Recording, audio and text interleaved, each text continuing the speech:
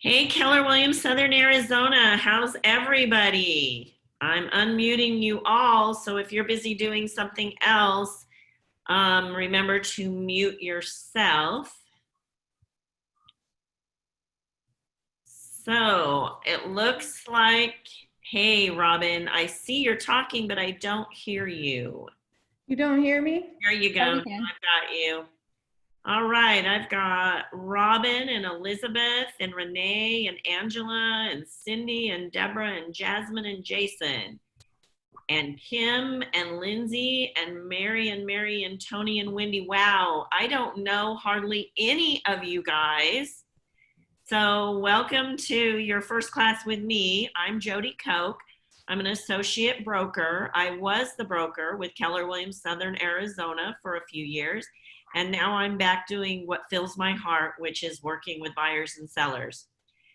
So welcome all. I can't hear any of you. I don't know why you are all muted. Right, I am muted.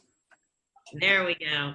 Okay, so this is a participatory class, which means you all got an email this morning with a ton of papers in it.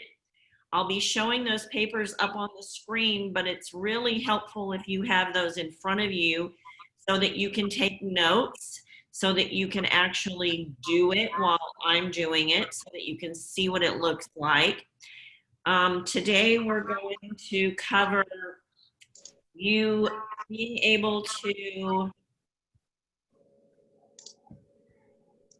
have that buyer consultation that is ready to go, that you've set an appointment for, and you can be prepared for it. You know what to talk about. You know what questions to ask. You know what documents you should take and place in front of them before your consultation is over. And then we're going to move in how to identify what documents you will need once you find that perfect home and how to write that purchase contract. It's a lot of information. I do a ton of talking. I want you to interrupt me if you have questions or if you don't understand something. I want you to hang out and make sure that you've really got it at a high level. No question is a dumb question. It's dumb if you don't ask it. So ask away. And let's make sure that you've all got it. So I've got a whole bunch of people attending, and I can only see Angela and no one else. So are we struggling with the, oh, there you are. So are we struggling with getting the video part of it up? Maybe we don't have video. My video should be up. And you are? Renee, you might have to scroll screens. Yep, I see Renee. Perfect. And Robin's is up. And I've got Robin. Cindy's up. Yep, I'm up. Cindy. Cindy. Mine is not up. I'm driving. I don't even have a Cindy. Let's see here. I've got Renee. I've got Cindy. I've got Elizabeth. I've got Angela. Awesome. All right, perfect. Well, is everybody ready? Do they have their papers in front of them, or did you print them out? What did you guys do? Are you just taking notes? Mm-hmm. My papers. You got your papers? Awesome. Okay. Well, let's get started. I will take a break halfway through. This is a long afternoon, but know that I'll give you a potty break or a snack break or whatever break you need. And let's get started here. So I'm going to share my screen with you. And I'm going to pull up our buyer consultation packet. So in this packet is a lot of stuff that I take to my buyer consultation, or I'm doing on Zoom these days, so that you can see your Zoom and they can see it, and together we fill it out. And this is just an interview sheet that I created. to gather information. Let me see if I can mute. We've got a lot of noise in the background here.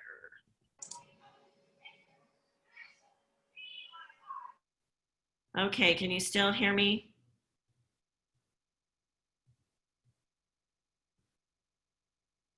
Okay.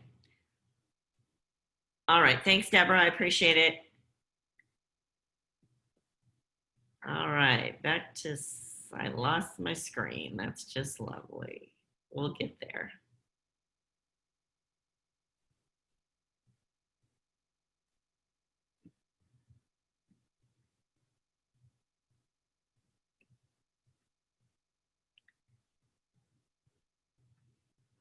Okay, now I'm not in the right place. There we go. Everybody could be able to see that now. All right, so here's your interview sheet. So I always want the client's name, and I always want the name that I'm going to put on the contract, and that's what I put there. So if I'm talking to a potential buyer and I'm just taking down information, I'm just going to put whatever they give me, but I'm going to make sure that I correct it when we do the consultation and I've scheduled that appointment. This is kind of like the sheet I grab when I make the call and all of a sudden somebody wants to meet with me. I just grab this sheet and fill it out with the best information I can at the time. So you've got your client, your phone, and your email. A lot of times the client's address is different than the property address. You wouldn't have a property address if they're a new buyer. This is a box that if I've put them in my database, and then you've got buyer and seller. And then where my lead came from, I always like to track where the business comes from. A lot of times now I'm hitting Sphere because they're past clients. I've worked with them before. I've got one group of people that, one family I've done 12 transactions with in my 22 years of real estate. So it's good to make those notes and take good notes about who you're working with. I've got great referral agents all over the United States that know me and trust me to work with their clients that are coming to the Tucson area. So when they call me and say, hey, Jodi, I've got a referral for you. I've got great buyers. They're heading your way. Then I'm going to write their name down. I'm going to write the brokerage they're with. I'm going to write what percentage we talked about on the phone so that number doesn't change later. And so I'm going to make a note of that. Maybe maybe I'm going to offer them 25% for that business. Maybe they're asking for 30 and I've agreed to that. I'm going to take down their phone and email, and then I'm going to get their tax ID and or ask them to send it to me. Those are the things we need to pay each other in the referral system. And I mean, that's where a lot of your business should start coming from, is you build relationships. I advise you to go take classes in different areas, like go up to Phoenix, go grab a buddy and go up to Phoenix and take some classes and collect business cards and put them in your database. Because all those people up in Phoenix have people moving to Tucson, and you have people moving to Phoenix, and you can share back and forth and build great relationships. I've got a guy up there, his name is Ty Lusk. I met him at Family Reunion. That's a Keller Williams event.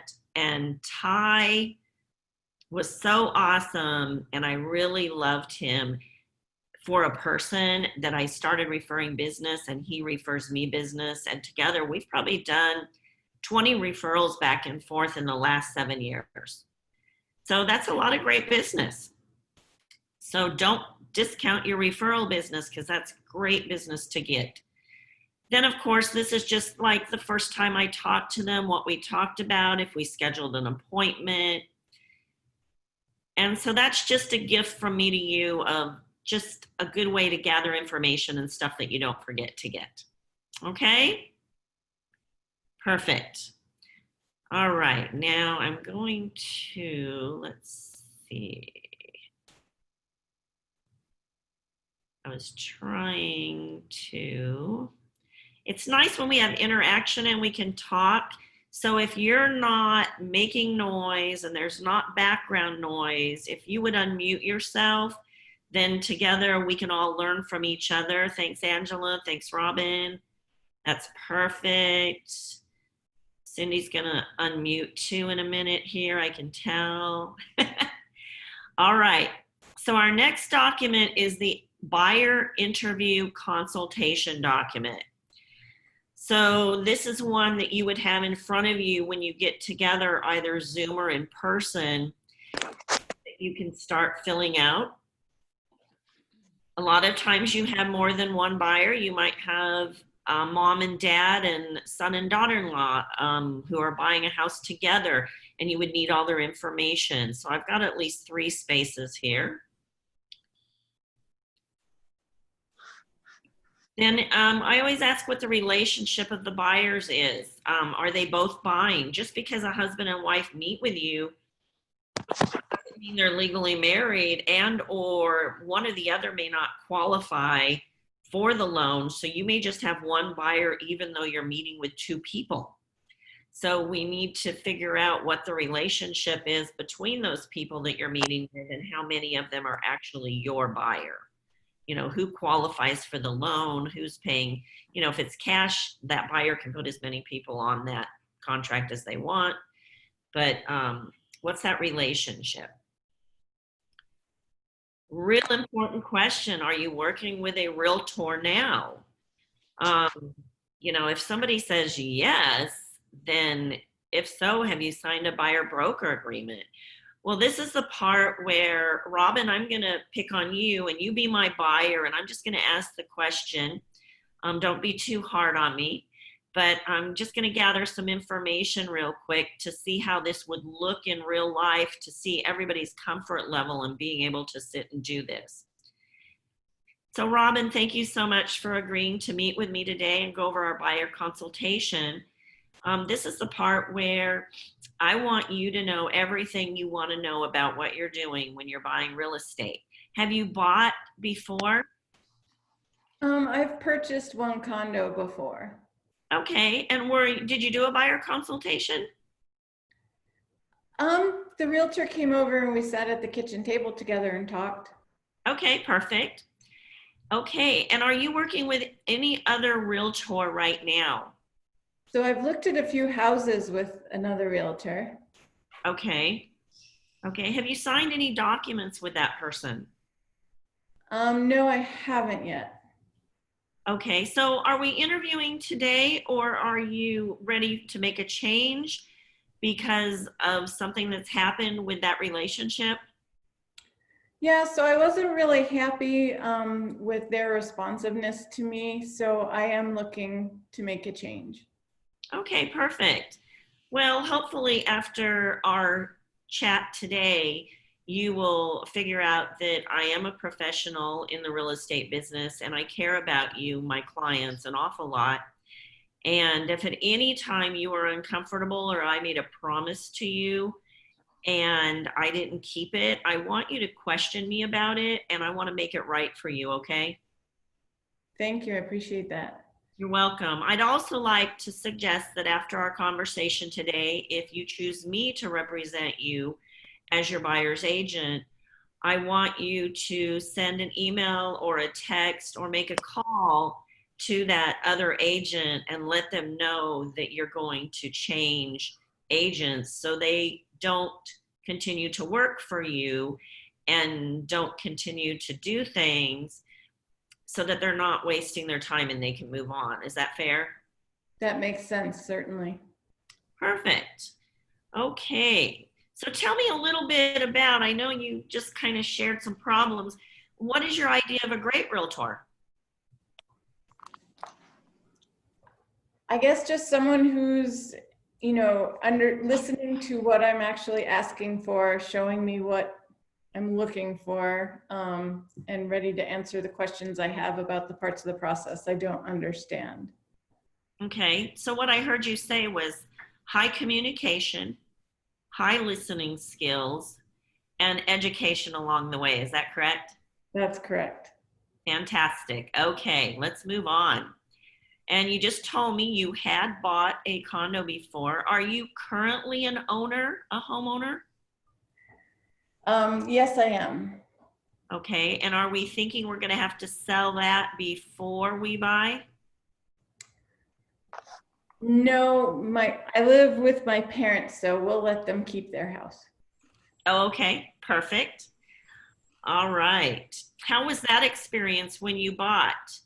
Did you have a good experience with that agent?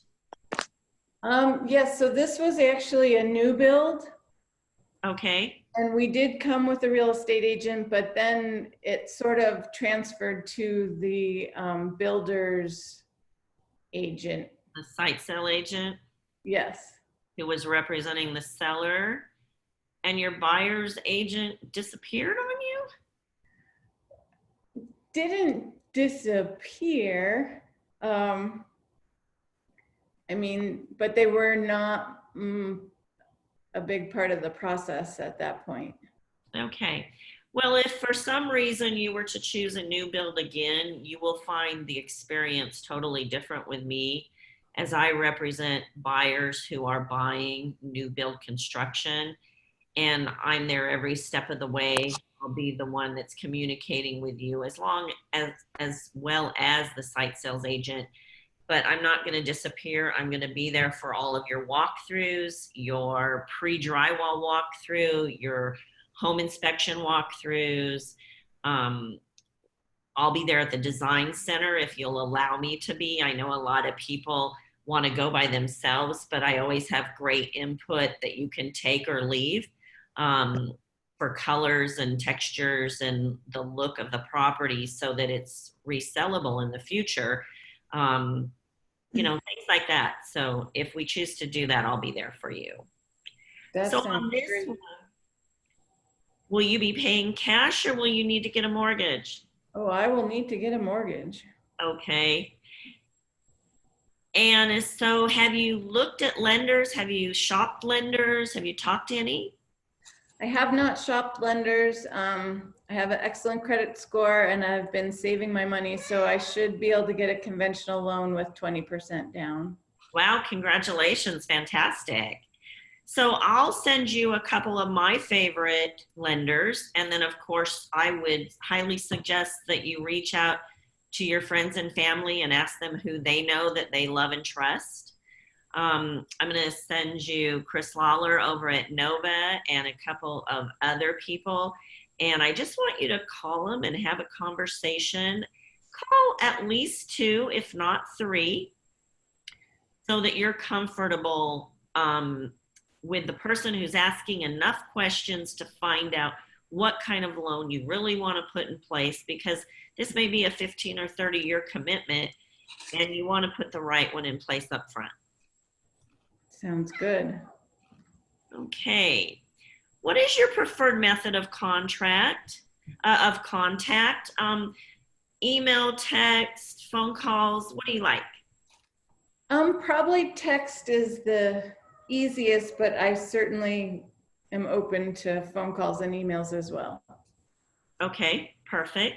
So we're just going to use all 3, and I'm making a note of that here. So, if at any time you get comfortable with something different, you just let me know, okay? Certainly. Okay, now the big question is, when would you like to be in your new home? So I'm not in a big rush. Like, I'd like to find something in the next 6 months. Okay. Are you in a lease currently? No, so I own the home with my parents. Oh, but okay. I'd like to get my own home. Got it. Got it. Okay, so they'll let you move out anytime. Yeah, and I'm gonna stay on the deed here. Okay. All right. Well, if there's a deed, is there a mortgage on that one? There is a mortgage. Okay. So when you talk to your lender, remind him that, you would like to stay on that. So you would have to qualify for both homes. That might be a little bit of a challenge. So we might have to figure out if there's a way to get you off that mortgage and refi in order for you to purchase the next one. But those are all great questions for your lender to determine how we're going to put this all together. Okay. Sounds good. Okay.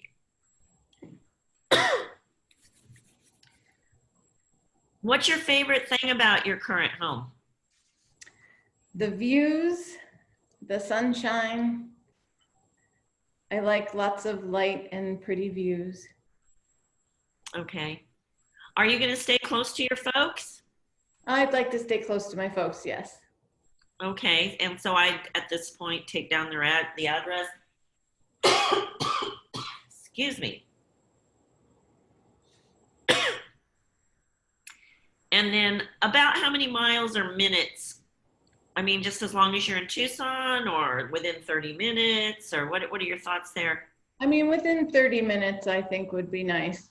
Tucson's big. I don't want it to be the hour across town. I understand. Okay, and then I'm just going to go ahead and I'm going to go through all of the rest of these questions. I'm going to talk about what Robin wants and what she really needs. And we're going to kind of mark that down. And we're going to talk about any other things. Like some of the things I would ask her would be, is a 2-story okay? Or does she only want single story? Does she love to cook with gas? Does the gas have to have, does the property have to have gas to it? Or is an all electric home going to work for her? What kind of roof does she like? Is she okay with a flat roof or a composition shingle roof versus a tile roof? And I'm going to get really detailed in her wants and needs so that I can really understand what she's looking for. And I'm going to talk more about her current home and how she might cook and how she might clean. And I'm just going to go with it. And I'm going to ask her questions like, and why is that important to you? And why is that important to you? So that I can dig really deep into what she's thinking. Okay, then we're going to talk about number 14 a lot as well, of, you know, types of activities Robin loves to do, what the neighborhood needs to, you know, does the backyard have to have a pool, or is a neighborhood pool okay? Or is no pool just fine and dandy with Robin and she doesn't need any access at all to a pool? Does she love to bike ride? Does she want to be close to the loop so that she can get on the loop and take a ride? You know, all of those things. And then Robin's going to love me because nobody else asked her that. And then nobody else listened to her answers. And then nobody else, when they were driving to the house that they are showing Robin, is going to say, by the way, we're almost there and here's your closest access to the loop. You know, oh, by the way, as we're driving through the neighborhood, here's the community pool I know you want to utilize. I know you love to swim laps in the morning. I know this one is heated year round. Or, you know, all those extra special things, okay? And then I'm going to ask again, is there anything that we haven't talked about that's going to make the home perfect? I'm going to be taking a ton of notes as Robin is talking to me, not only in the spaces, but just in special little things she mentions.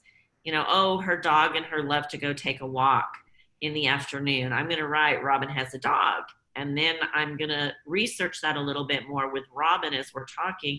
And then as I'm showing her neighborhoods, if there's a dog park close by, I'm going to bring that up. Oh, Robin, you know, we're right here on Naranjal Avenue. And I don't know if you're familiar with the Naranjal Park, but gosh, we are less than a half mile from the park, and they have 2 dog parks, one for big dogs and one for small dogs. And they have a 3-mile trail.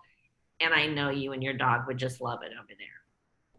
So those are the kind of things that I'm going to sell myself by showing Robin that I'm a good listener and that I've taken notes and that I care about. This isn't about selling houses, you guys. It's about building a relationship and building it so it comes back again and again and again. I mentioned that one family where I've sold 12 different houses to them. I mean, I've been working with them for 21 years, and it's just such a pleasure every time they called. I mean, yesterday I drove to the post office with a gift card because one of them had a baby, and I'm not going to miss that big event in their lives. I take really good care of that family, and they take really good care of me. And that's what you want. You don't want one and done. I got a call 3 days ago from clients who were referred to me by another agent, And this is the fourth home they've sold with me. They had a bunch of investment properties, and as their tenants are moving out, I'm selling them, and it's like one a year. But one a year adds to your income. When you have 25 people that are giving you one a year, it's a really good life. So build those relationships and care about people at a high level. So today, Robin, we're gonna now that we've had this great conversation, I'm hoping you're ready to get started so we can actually find the home of your dreams. Where do I sign? Fantastic. So we've just got a few documents that we're going to put together today. And so before we do the paperwork, I'm going to go over a few things that I want you to know about real estate that will benefit you and benefit me so that we can have a great working relationship. I'm sure you're wondering how I get paid. How do you get paid? Right. Here's the good news. As a buyer, you don't pay me anything. That's very good news. Right? The seller cooperates with the buyer's agent and pays me a commission based on the sales price that you and the seller agree to. And when the transaction is completely done and you've closed escrow, then the escrow company sends me my commission that I've earned at that point. Now, agents, if you're filling out your buyer broker agreement and you're adding extra money to it, charging your clients, you can't say it's free. So, for example, some agents charge a transaction fee. And or you may be charging a transaction fee, especially if you just joined Keller Williams, and you may pass that fee on to your buyer if you choose. I've always not chosen to do that because as a buyer, the buyer needs all the money they can get for their down payment and their closing costs and the refrigerator and the washer and dryer or whatever doesn't come with the house. They need that money. So I usually don't charge any extra to my buyers, but you do have the right to do that. And when we go over the buyer broker agreement, I'll show you what that looks like. But your conversation could go, you know, as a buyer, your costs are very minimal. It's only $195 to work with me, or $125, or whatever that number looks like. And I'll show you where to put that. I like the free part. Buyers are very excited about that. And I do talk to them about that commission. You know, usually what I say is sellers are willing to give me typically 3% of the sales price to bring them a ready, willing, and able buyer that successfully closes escrow. And of course, all that money doesn't come to me. Part of it goes to my brokerage, and part of it goes to my expenses, and then part of it finally comes to me. So here's what you need to know about that. If for some reason the seller is offering a very small co-op fee to me, not the 3%, our buyer broker says that you agree to, then we're going to look at that number and talk about it. You know, if it's 2 or 2.5, I'm going to just accept that and let you continue to, you know, work on that deal and write that offer, because I don't want to hinder you buying the house that you want. And I don't want you to have to come out of pocket for that. So, but what I do want and make sure and understand is that's a gift from me to you. And I would love a gift in return in the future. And what that would look like is just let me know anytime you hear a seller wants to buy or sell it. And that will make up that shortage that I may be receiving for that sale. Does that sound fair to you? And so that's what it looks like. And so unless it's a 0.5 or a 1 or a 1.5, I'm not going to ask the buyer to contribute to my commission. I'm just going to work with it. I'm going to go with it. It's disappointing. It's a lot of work for a lot less money. but that's how I'm going to approach it. It's done wonders for my business all of these years to approach it that way. And so that's what I'm going to do. Who has questions about that? Can you, it got kind of loud when you were saying like what you would do if it's down below 2%. I wasn't able to hear that. What do you do then? So I would refer back to my buyer broker agreement, and I would tell the buyer, I said, you know, we're going to go look at a house that is listed, and the co-op fee that they're offering me to represent you on this sale is only 1%. And so that's a real challenge for my business model, because I have so many other expenses that 1% doesn't usually cover all of my expenses. And so I know that we agreed in my cooperation agreement, my buyer broker agreement, that I would get 3% or you would make up the difference. So we either need to work up front with your permission to go back to the seller and ask them that they pay me 3% before we write the offer, or you could, you and I could talk and determine if you're willing to contribute anything to my pay. And let's just, and we just sit down and talk about it. In 22 years, I've only had to do it a couple times. And one of my buyers was an investor, and so he totally understood it. And so he and I instead made an agreement that if he got to buy that and the commission was 1%, that when he sold it, I would be his listing agent and he would pay me my 3% on the listing side. So there can always be a win somewhere, whether it's a referral or something so that you can get more business. People that if you look in MLS today, even with how high the market is and how fast things are selling, you'll still notice most agents and agencies are offering a 3% co-op to the buyer's agent. Jodi, I have a quick question. Yeah, Elizabeth. Well, I was actually going to call on this one. I have a buyer right now that we have a buyer broker with. And on Friday, we are actually going to go see a for sale by owner. Is this something that I should bring up to the seller if we decide to put an offer in? Absolutely. Otherwise, you're not going to get paid. Okay. So we have it's kind of like a one-party fee agreement, or it's called an unrepresented seller document, where the seller is unrepresented, but he offers you a commission. And before you would submit a purchase contract to the seller, you would have to get that agreement signed in writing by the seller that he's willing to pay you. Okay. Is this something that I can find on Dotloop, or is this something I can search? Yeah. Dotloop, Zip Forms, DocuSign. It's unrepresented seller agreement. Thank you.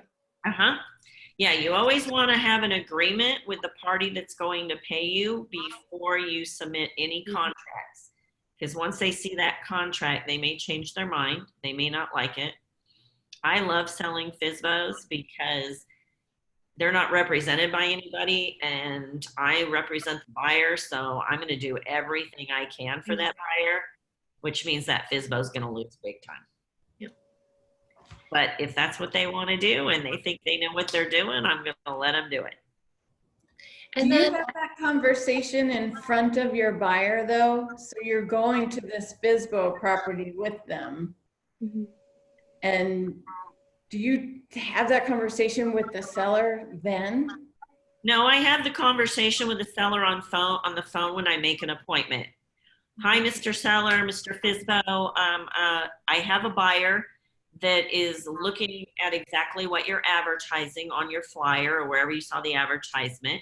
I would love to set up an appointment to see the property with my buyer. Are you cooperating with licensed agents at this time? Oh yeah, I'll give you 2%. Well, we're not going to talk about what you're going to give me right now. I just want to show the property. Okay, come on over.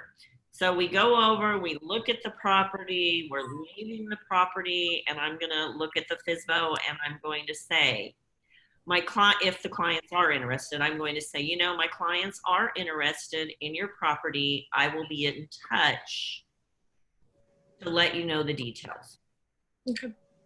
Now I'm going to go and I'm going to have that conversation with the buyer, and we're going to write the offer, and I'm going to let them know that I'm going to ask for a 3% cooperation fee or a 4%. I usually end up doing all the work on both sides, even though I don't represent that other side. So I may ask for 4 or 4.5, and he or she will probably go, well, you know, the going rate on the buyer side is 3%. And I'm like, okay, do you want representation too? No. Okay, well then I'll take that 3%. I'm like, well, I'm only giving you 2. I'm like, okay, so then I schedule the appointment back with the for sale by owner and let him know that we've prepared an offer and that I would like to present it to him. Because I'm not going to let him guess all the things on this contract, because he's not going to read it, and then he's going to be a real pain the whole way through because he didn't read it. So if I have any opportunity to sit in front of him and present it, I will, and or on a Zoom call, sending him all the documents and then presenting it online. But I'm not sending him anything if it's a Zoom call except for my cooperation agreement. And he's going to say, well, I don't know what the offer is yet. Why would I accept? Why would I give you 3%? And you might have wrote me a cruddy offer. I said, this isn't about the offer the buyer wrote. This is the agreement between you and me of what you're going to pay me if you choose their offer. You don't have to choose their offer, but if you do, this is what you will cooperate with me. Well, I'm not signing that till I see it.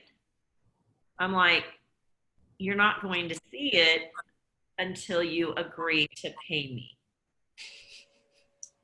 Because they give me permission to not submit it until you've agreed, because they, as buyers, typically don't pay for representation. They don't have the funds to pay for representation. So they can't buy your house unless the commission comes from you, which is standard of practice in the real estate market. So I'm going to get that signed first, then I'm going to present the offer. Then he can have a problem with the price or whatever, and we can just counter the buyer and we can see if we can come to a meeting of the minds. But my commission is not negotiable as part of the offer. It's sole and separate. We're going to negotiate that first. Okay. And then you prepare the counter back to your own buyer? Kinda. Every step of the way when you are not representing one of the parties is a more challenging step.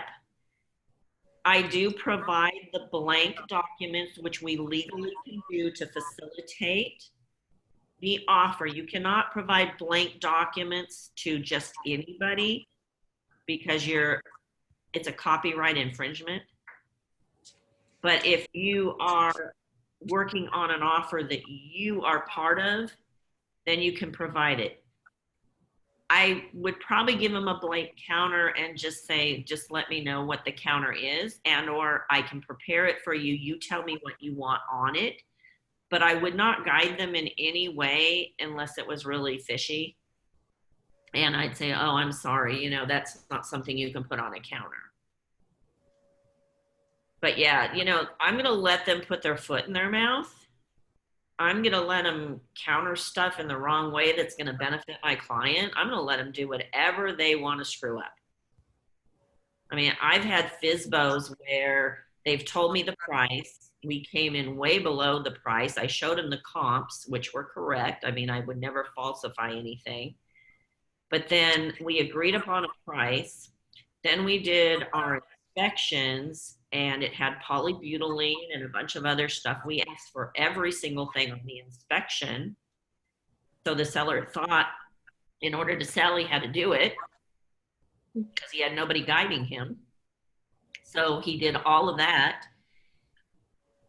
And I got, oh, by the way, in the purchase contract, I got seller concessions of $5,000. So he paid all my buyer's closing costs, which he didn't know. I mean, my buyer didn't need those closing costs. My buyer had plenty of money to pay for closing costs, but the FSBO didn't know that. So he thought this was the only way he was going to do it. I can promise you, if I had that FSBO's listing, he would have made between 10 and 12,000 more and paid both sides of the commission than what he ended up with. So, you know, those people that think they know what they're doing can be run over. My goal was to represent my buyer in the highest way I could, and I did. And that guy loves me, by the way. He calls me probably once every couple of years and asks me real estate questions, which is hilarious. The seller. Yeah. Okay. I talk about the home selection process. I talk about the market. I talk about where the market is today. We've taken down all of their wants and needs and how we're going to find those homes and how I'm going to set up a search for them, all of that. I explain the terms active, active contingent, cancellation provision, pending, close, coming soon, we'll add to that, and what all of those mean so that if they're looking for property, because I don't care how many listings you send the person, they're on Zillow and Trulia and Realtor.com every night, and they're seeing a ton of stuff that really isn't active on the market anymore. So, you know, just let them know that you have the best resource for knowing what's going on. And even if you pull listings at 10 or 11 tonight and you go show them at 8 tomorrow morning, they may have gone under contract in that short period of time. It's just where the market is right now. And so I always have that conversation. I also have the conversation up front with them that says, hey, I know when I was a buyer and I wasn't in real estate that I felt agents were lying to me so they could sell me a house and make a commission and move forward. And I don't want you to feel like that. So I'm going to have this conversation with you now. Every decision belongs to you. However, if a new listing hits the market and it's a dynamite house in a great location and they've priced it right, I'm going to get you in there today and I'm going to ask you, if you love it, to write the offer today. And you have to be prepared to do that in order for even to have an opportunity to get to buy it. I don't want you to think I'm being pushy. I don't want you to think that I just want you to buy the first thing that you've seen. That's not the goal here. But what I do want you to know is you're not going to have an opportunity, most likely, to buy that house if you don't act quickly. So if you have any hesitation and you don't want to write on that, that's fine, and I'm okay with that. But I'm always going to give you my expert advice of what I feel you should do, and I don't want you to think I'm pushing you to do it. I'm giving you the advice. You can say yes or no. And then we'll watch how fast it does sell. And understand, I'm also going to maybe ask you to pay more than list price, because so many things in your price range, Northwest under 250, are selling with multiple offers. There's escalation clauses being written. There's offers way above list price that are being written. So you and I may have to write a few offers together before you get that house you want. And I just need to let you know now of what that market looks like and what it's doing, so that you're prepared when we do have those conversations and you understand I'm not a pushy agent. I just care about you and I want you to have the best opportunity. If you have that conversation at your buyer consultation instead of at the house they just fell in love with, it's going to look way different to them. Trust me, I've been a buyer with many realtors, and they're telling me that stuff, and I'm like, go fly a kite. You are not forcing me to write an offer tonight. I need to think about it. So I know how I felt, so I know how to soften the blow of that conversation.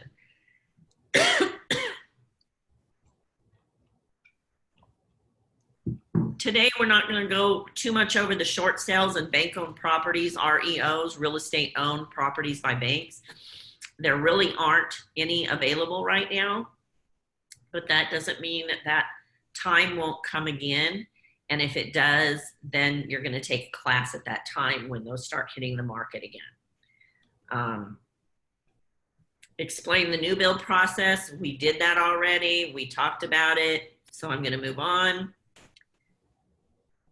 Offer and response times, how you're going to write the offer as fast as possible. We're going to leave a 24-hour window or shorter unless somebody's asking for a longer one, so that other offers, lowball offers, really aren't working in today's market at all unless they've absolutely just totally overpriced this crazy house. You're looking at a house at $500,000 and you've run comps and you can't even get to $425,000, then yeah, there's going to be a lowball offer or no offer at all.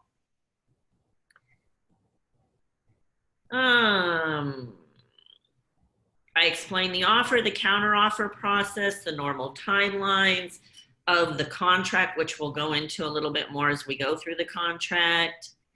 I explained earnest money. I usually say that, at least 1% of the sales price is a good amount. As a VA buyer, you're probably going to get it all back anyway, but I would still show that you're earnest. But what kind of money do you have put aside that you can put into escrow?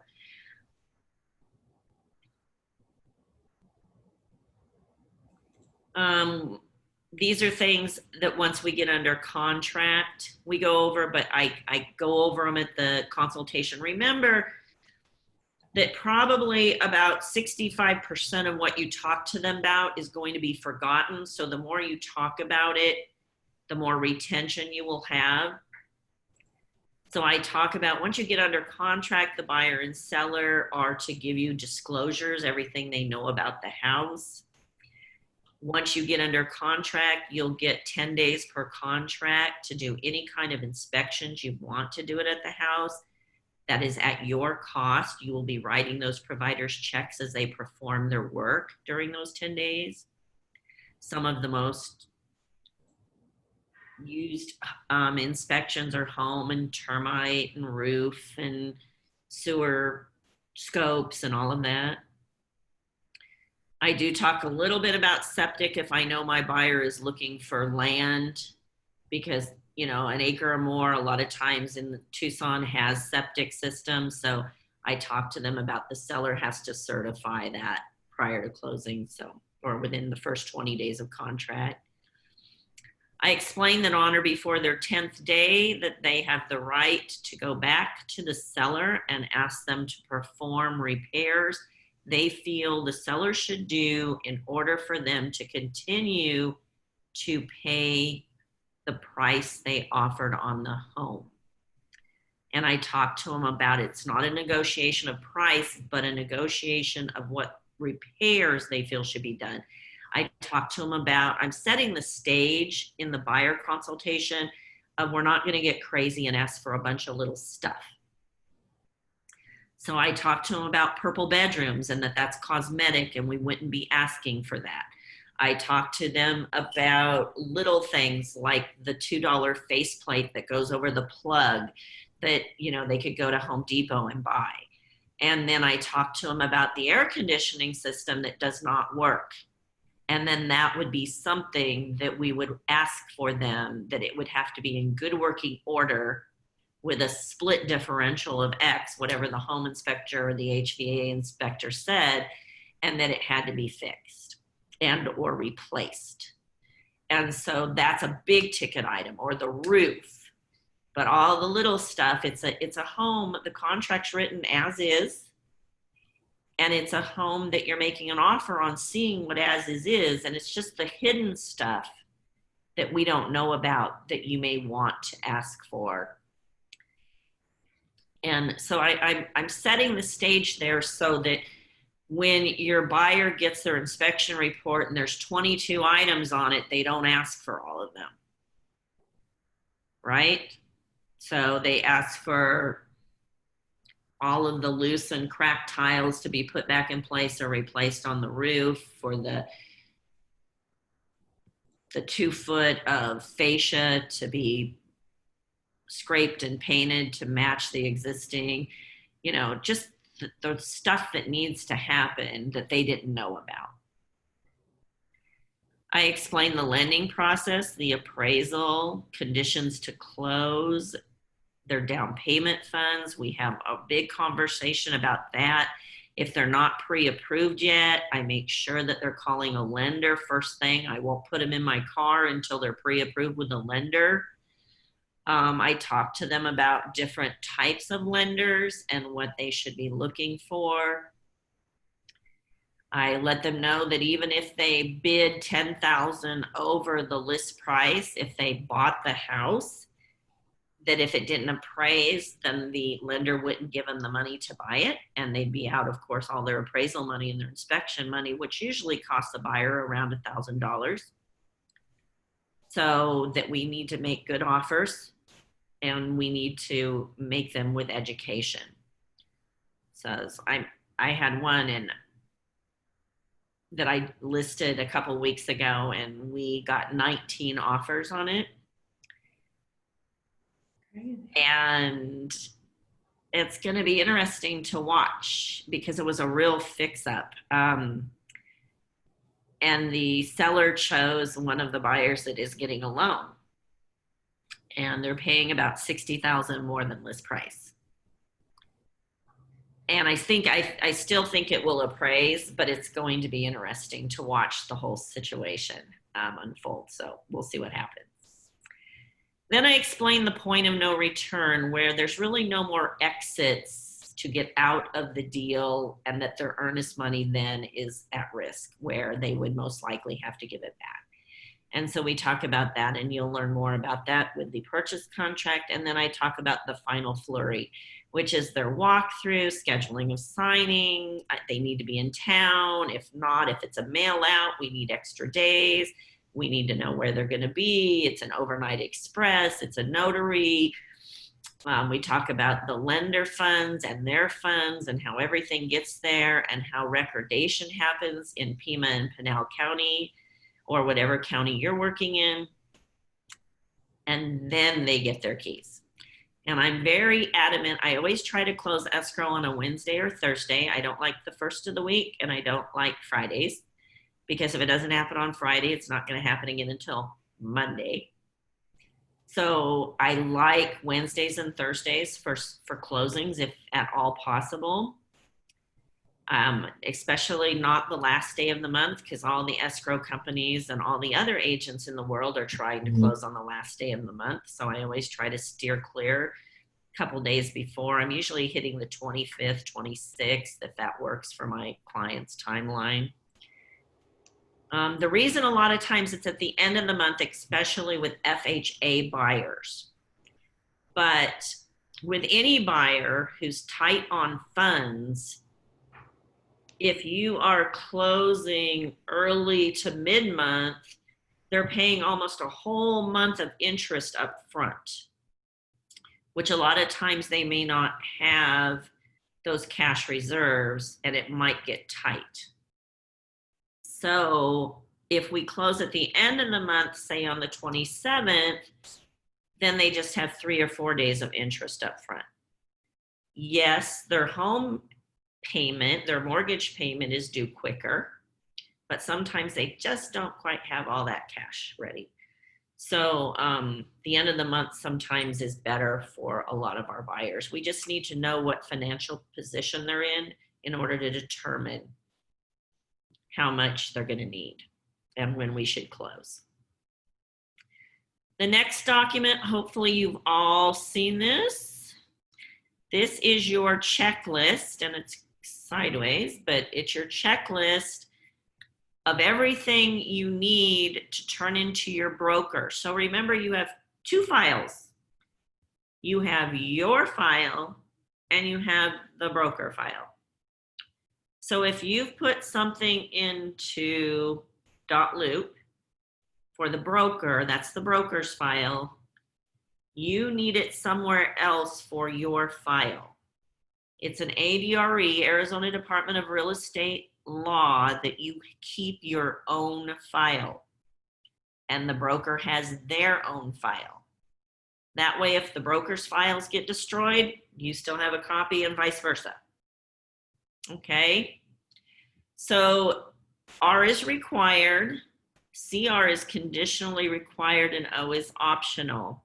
And these are the items that your broker is requiring for your files to be complete based on the contract that you put together and how you go through the process. So keep that sheet handy. There is one for listings as well, but these are your sale documents because we're working with a buyer today. Okay? So just print that and have it handy so you can watch to make sure you're turning in all the correct documents you need to turn in and that you're doing them all. All right. So Robin, do you have any questions so far before we get to paperwork? No, I'm doing good. Thank you. Okay. Well, before we go out and I work with you, I legally have to disclose agency to you. So this is our real estate agency disclosure and election document. And right down here, you will see your buyer elections on lines 33 through 38. And this is how you're going to allow me to work with you on your behalf. So typically you're asking me to represent you as your buyer's broker. So I'm going to check that first box on line 34. I'm not going to check the next box because you don't want me to represent the seller only and you to not have any representation because you're the one that hired me. So I'm not checking that box. Number 36, this is the important one. You are allowing me to show you Keller Williams Southern Arizona listings along with all the other companies' listings in town. Long Realty, Tierra Antigua, Caldwell Banker, all of those. But if I show you one with a Keller Williams Southern Arizona sign in the front yard, that means our brokerage is representing the seller as well. Understand that all material facts must be disclosed. And understand that personal, private information will not be shared. So something I can't share with you is if I knew what the bottom line of the seller is. You know, if I knew they were only going to take X. I can't tell you that. I can't tell you if they're in a divorce. I can't tell you certain things, but I can, all material facts I can tell you. I can't tell you how to write your contract. I can give you all the suggestions and options, but I can't tell you what I think you should do. So I can show you all the comps of the home and say, okay, the house should be sold for between 200 and 207. But I can't tell you I think you should write it for 199. Does that make sense? I can't tell you what to do. I can show you all the material facts and then you tell me how you want to write it. Makes sense. Typically, that's how I approach all of my buyers because it is their decision. I can tell you, to make an offer stronger, you can waive your inspections, which I highly don't recommend, but that would make your offer really strong. I can tell you to write an escalation clause and you tell me what numbers you want to put in it. I can tell you to waive your home warranty, to pay all the HOA transfer fees. There's a lot of stuff I can tell you. You have an opportunity to choose or not choose. I just can't tell you what to do. So with that being said, I'd love to check number 36 too, because at Keller Williams, we have about a little over 10% of all the listings in town. And so I really don't want to discount those and you not get to look at those. So is that okay if we check that box as well? Oh, yes. I'd like to see all the Keller Williams listings. Great, fantastic. Okay. And then line 45, I'm going to check buyer. And then the buyers are going to print their name, sign, and date. Make sure all your documents are dated. Up here at the top, firm name, brokerage. Always remember to spell it out completely. Keller Williams, Southern Arizona. And acting through whoever you are. So licensee's name. So I'd write Jodi Koch. If you're on a team like I am, I'm going to write acting through Jodi Koch / Danny Roth. And we're blue. Okay. We have no idea why we're blue, but we got blue. All right. The next one is the buyer broker agreement. So are you prepared to hire me today? Yes, I want to hire you. Fantastic. So the buyer's full name, and this is where I'm going to make sure I've got that buyer's name right. Robin, do you use a middle name or initial? Robin L. Fryman. Okay, and would you like that name as how you would take title, or perhaps you might have a trust, or is anybody else going to be a buyer with you? No, I will take title Robin L. Fryman. Perfect. So I'm going to put that in there. Then Keller Williams, Southern Arizona, Jodi Koch / Danny Roth. The agreement shall commence on, I'm going to put today's date, and I'm going to usually go out a year. And almost all the buyers let me put a year, unless I'm a listing agent on something and they only want me to represent them if they get to buy my listing. And then I'll just put 60 days so that we can negotiate and get through escrow. Or down under this in page 2 under additional terms, I will say this buyer broker agreement is only effective for 123 Sesame Street, whatever the address is. Can you explain that scenario again? Sure. So I'm a listing agent and I get a call and somebody wants to see the house. And I ask them if they're being represented by a buyer and a buyer's agent. They say no. I'm only going to work with a listing agent on the house I choose to buy. They think they're going to get a better deal. You know, they're the wheelers and dealers where they want me to reduce my commission when they have no right to reduce my commission because my agreement of commission is with the seller, but they don't know that. They think they're all going to get a better deal. They just want to work with a listing agent. Right. And so I might just be terms of the agreement shall commence on today's date and in 60 days. But then on page 2 under additional terms, line 39, I'm going to write this buyer broker agreement is only effective for this address at, and then I'm going to write the address. And that way the agreement is only for that one address. So they're hiring you to represent them for that address only. Which I've done, numerous times. It probably happens where I get to represent the buyer on one of my listings maybe once every 2 years. But when it happens, they's like, well, if you can't make this work, I don't want to work with you anymore. I'm like, that's fine. So we'll just make it a buyer broker agreement for this address. They're like, oh, okay. Then they usually sign it, no problem. Okay, makes sense.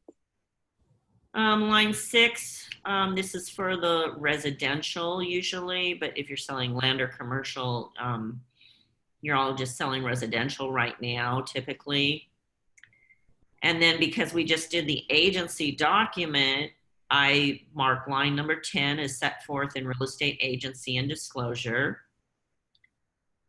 I do not charge a retainer fee. I let them know that up front. You may.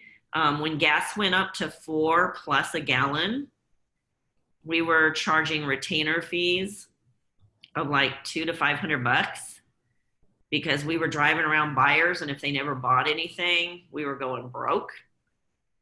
And so we would say that, you know, a retainer fee of $500, which is earned when paid for initial consultation and research, this fee shall or shall not be credited. So we would typically shall be credited against other compensation owned by buyer.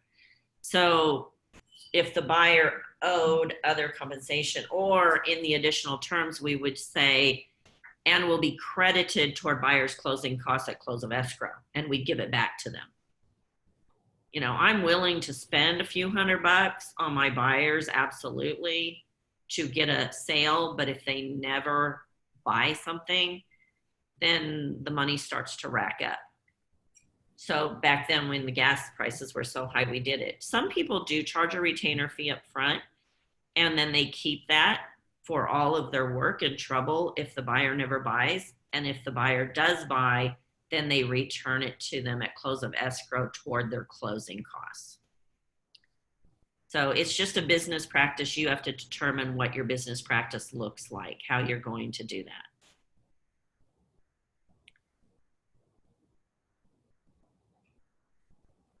So and then you need to read some of these to them, you know, buyer agrees to work exclusively with me, the broker, to be accompanied by me on the first visit to any property that you understand, and that includes model homes, new homes, open houses, for sale by owners. And so I read that to them.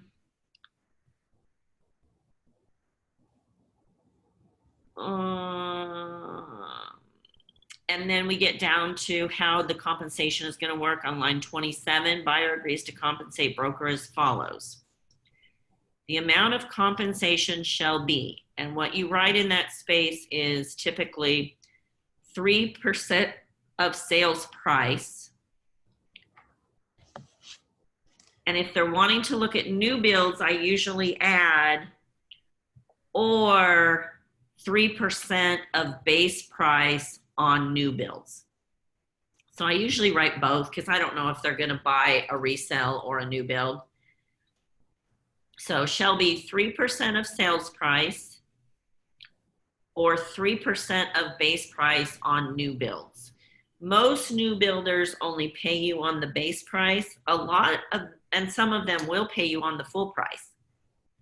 But whatever, and then it says, and of course, whichever is greater. So you're always a win on the new builds. In either event, buyer authorizes broker to accept the compensation from the seller or the seller's broker, which will be credited against any compensation owned by the buyer. So basically what this says is the buyer's paying you if the seller doesn't, and that's where they hesitate wanting to sign this. And so I usually have that conversation of, you know, well, what do you do for a living? Oh, well, you know, I'm a electrician. Fantastic. Okay, so if you went into a house and you did all of the electrical work and then you didn't get paid, how would you feel? Well, I need to get paid. I have a contract. Right. So I too need to get paid for all the work that I do. So this is our contract. Now remember, I've already talked to you about I will accept a little bit less on the co-op fee if the seller isn't going to cooperate with us at the full 3%, but I'm going to put a ton of time, effort, and my own money into working with you. And so I am expected to be paid when and if you purchase a property. Is that fair? And so they're like, oh, well, I guess so, yeah. I mean, we don't work for free, people. A lot of people think we do, but we don't. And so I'm pretty firm that I want to be paid. And so this is my agreement, our contract with each other. If at any time you don't feel that I'm upholding our contract or I'm making promises and I don't deliver, then you have the right to come to me to make it right. And if I can't make it right, you have the right to go to my broker to make it right. And my broker will, if she feels that you're in the right, she will cancel our agreement and our contract. So I just let them know that, up front. And a lot of times I don't pull this document out at initial meeting. I go over it and I give it to them. And I said, I want you to take this home and I want you to read it. And then we're going to go out and look at homes. And if you then, after we go out once, you could, because sometimes they're not sure yet. They don't know you as a person. So they may not want to hire you right that day. So I can tell if they're hesitant about signing it at all. I'll go, and you know what? I don't ask any of my clients to sign this on our first visit. I want you to work with me and experience my level of care, and then I will ask you to sign it. And then usually once we've gone out and we've looked at houses for a day, then I usually put it into their electronic signature and I go, okay, as we move forward, it's time to hire me to represent you. And they usually just sign it. So a little bit easier to do. Lines 32 through 34, I usually put 30 days. So if for some reason if that compensation, if within 30 calendar days after the termination of the agreement, buyer enters into an agreement to purchase exchange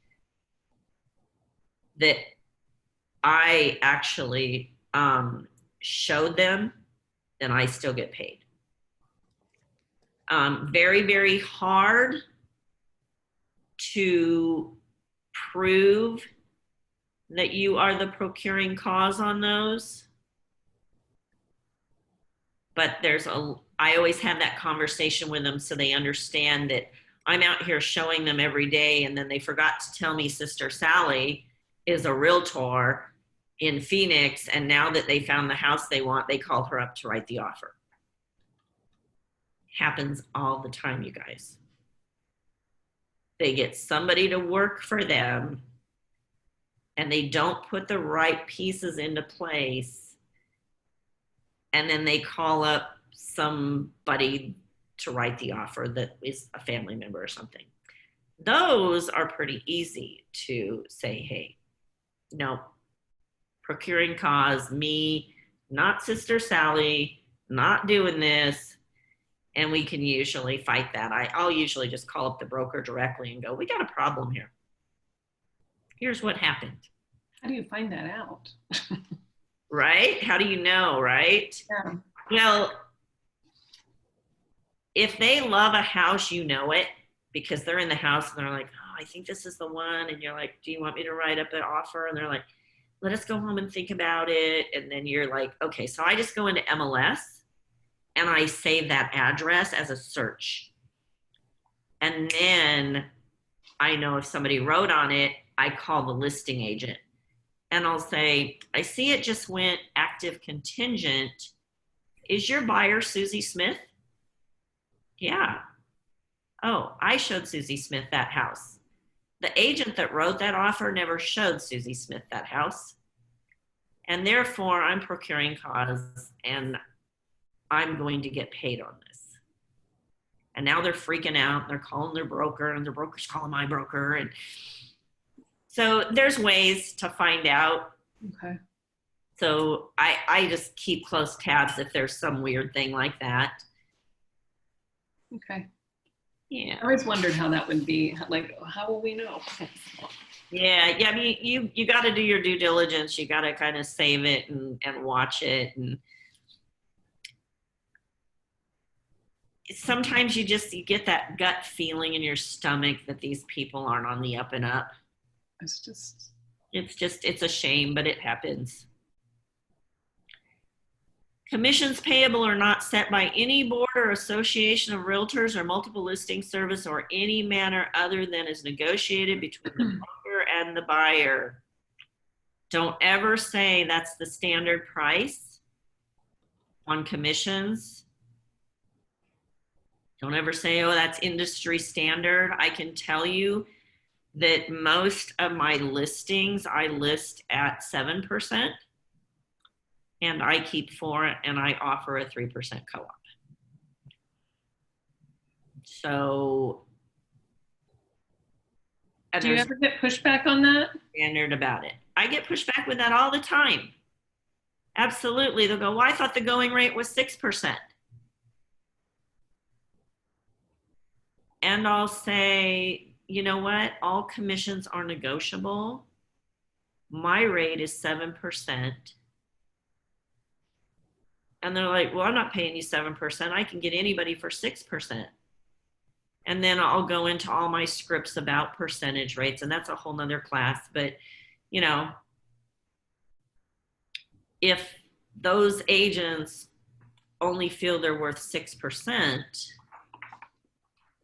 then I've got to let them only charge 6%. I know I'm worth 7%. Mm-hmm. You know, and or, you know, if you're a repeat customer, my commission is 6%. A lot of times they'll go, well, you negotiate that down? And I'll go, I tell you what, you asked and I will. I will do 6.5 and I'll offer that 3% co-op to the buyer's agent, because 3% to the buyer's agent is important. I want buyer's agents to show your houses. And even though they aren't supposed to look at that number, they're absolutely looking at that number to make sure that they're going to make the most that they can when they sell that buyer. I said, so I'll do it 6.5. How about that? And they feel they've won. Mm-hmm. And guess what? I just won. You know, because now I'm still above 6. So I like that. There's a ton of scripts for commissions. And of course, then there's people out there. I'm waiting to go on a listing appointment at my brother's house. And I'm sure he's going to ask me to do it for 5, and my answer is no. So it's a lot of work. And when you're working with family, it's even more work. Trust me. Oh, I know. I not negotiate that away. If you are charging the buyer an admin fee, then it would say on line 28, the amount of compensation shall be 3% of sales plot price plus $195, $125, $100 and whatever, $495. I don't know what you're charging them. It's your business decision what you're charging them. But it would go there. Never does it go under additional terms. And never do you call it anything but a compensation. Okay? It's part of your commission compensation. It's not a fee. It's not a charge. It's commission compensation. Okay? So how do you respond when they ask about that? Well, what is this? Oh, that's the fee that we charge for you to be a buyer with myself, and it pays for my administration costs, or it, whatever. Long Realty charges, I believe the last time, well, when I was with them, that's the only number I can quote. They were charging $195 on every transaction up to $150,000, and then I think $295 was over that. And that was just they called it an ABC fee, an administrative brokerage commission. I know Coldwell Banker has one. I don't think Tierra Antigua has one. I know some of us at Keller Williams now have one. You know, our co-op to Keller Williams is different based on our contract with Keller Williams. And, you know, we've got that 125, and you might choose to charge it to the buyer or the seller instead of yourself. So it's whatever your business model does. I know a lot of teams at Keller charge $295 and $395 to both their buyers and sellers, in addition to the commission. It's kind of a way of giving yourself a raise, but you have to know what it's for and how great you are in order to charge it. Mhm. I always use it as I don't charge any, what I call them garbage fees, because that's my gift to them. By the way, as a buyer, there are no fees to you, to Keller Williams, or to myself. I get my full pay from the seller's broker. So you don't do the admin fee or whatever they call it? It depends on what transaction I'm working on. I typically don't, but when I'm working like with my attorneys and trusts and my trustees, I do charge a fee because there is just so much more work involved, because I'm having to work with a lot of different parties and getting documents and overnight expressing stuff. And there's so much more that I typically charge like a $495. So I might do 6% plus $495 or whatever it is. But this one, in this case, on a buyer would be 3%. Okay. All right. I am getting close to break time. We're going to finish these last couple buyer docs up real quick. I always say we always abide by fair, equal housing. We always mediate and arbitrate before we hire any attorneys for any fees associated with that. We abide by Arizona law. Copies, counterparts, electronic e-signatures, all of those are allowed. And this is where you would sign and date. And then this is where you gather all their information that you can use anytime you want. So if they fill out their telephone number, their email address, I usually cross out fax and write email, and they give you all that information, then they've given you written permission to use it. Got it. So fill all that out. Then I show them what a pre-qualification form looks like and what a great pre-qualification form should look like. And I talk to them about how important it is to work with their lender to get all these documents up here, like all these should say yes on line 17, 18, 19, 25, 26, 27, whatever the lender needs. If all of those are marked yes or NA, they don't need them, your buyer is going to look stronger than the buyer who doesn't have any of these things checked. When I get an offer, just because it has a pre-qual doesn't mean it's a great pre-qual or a great buyer.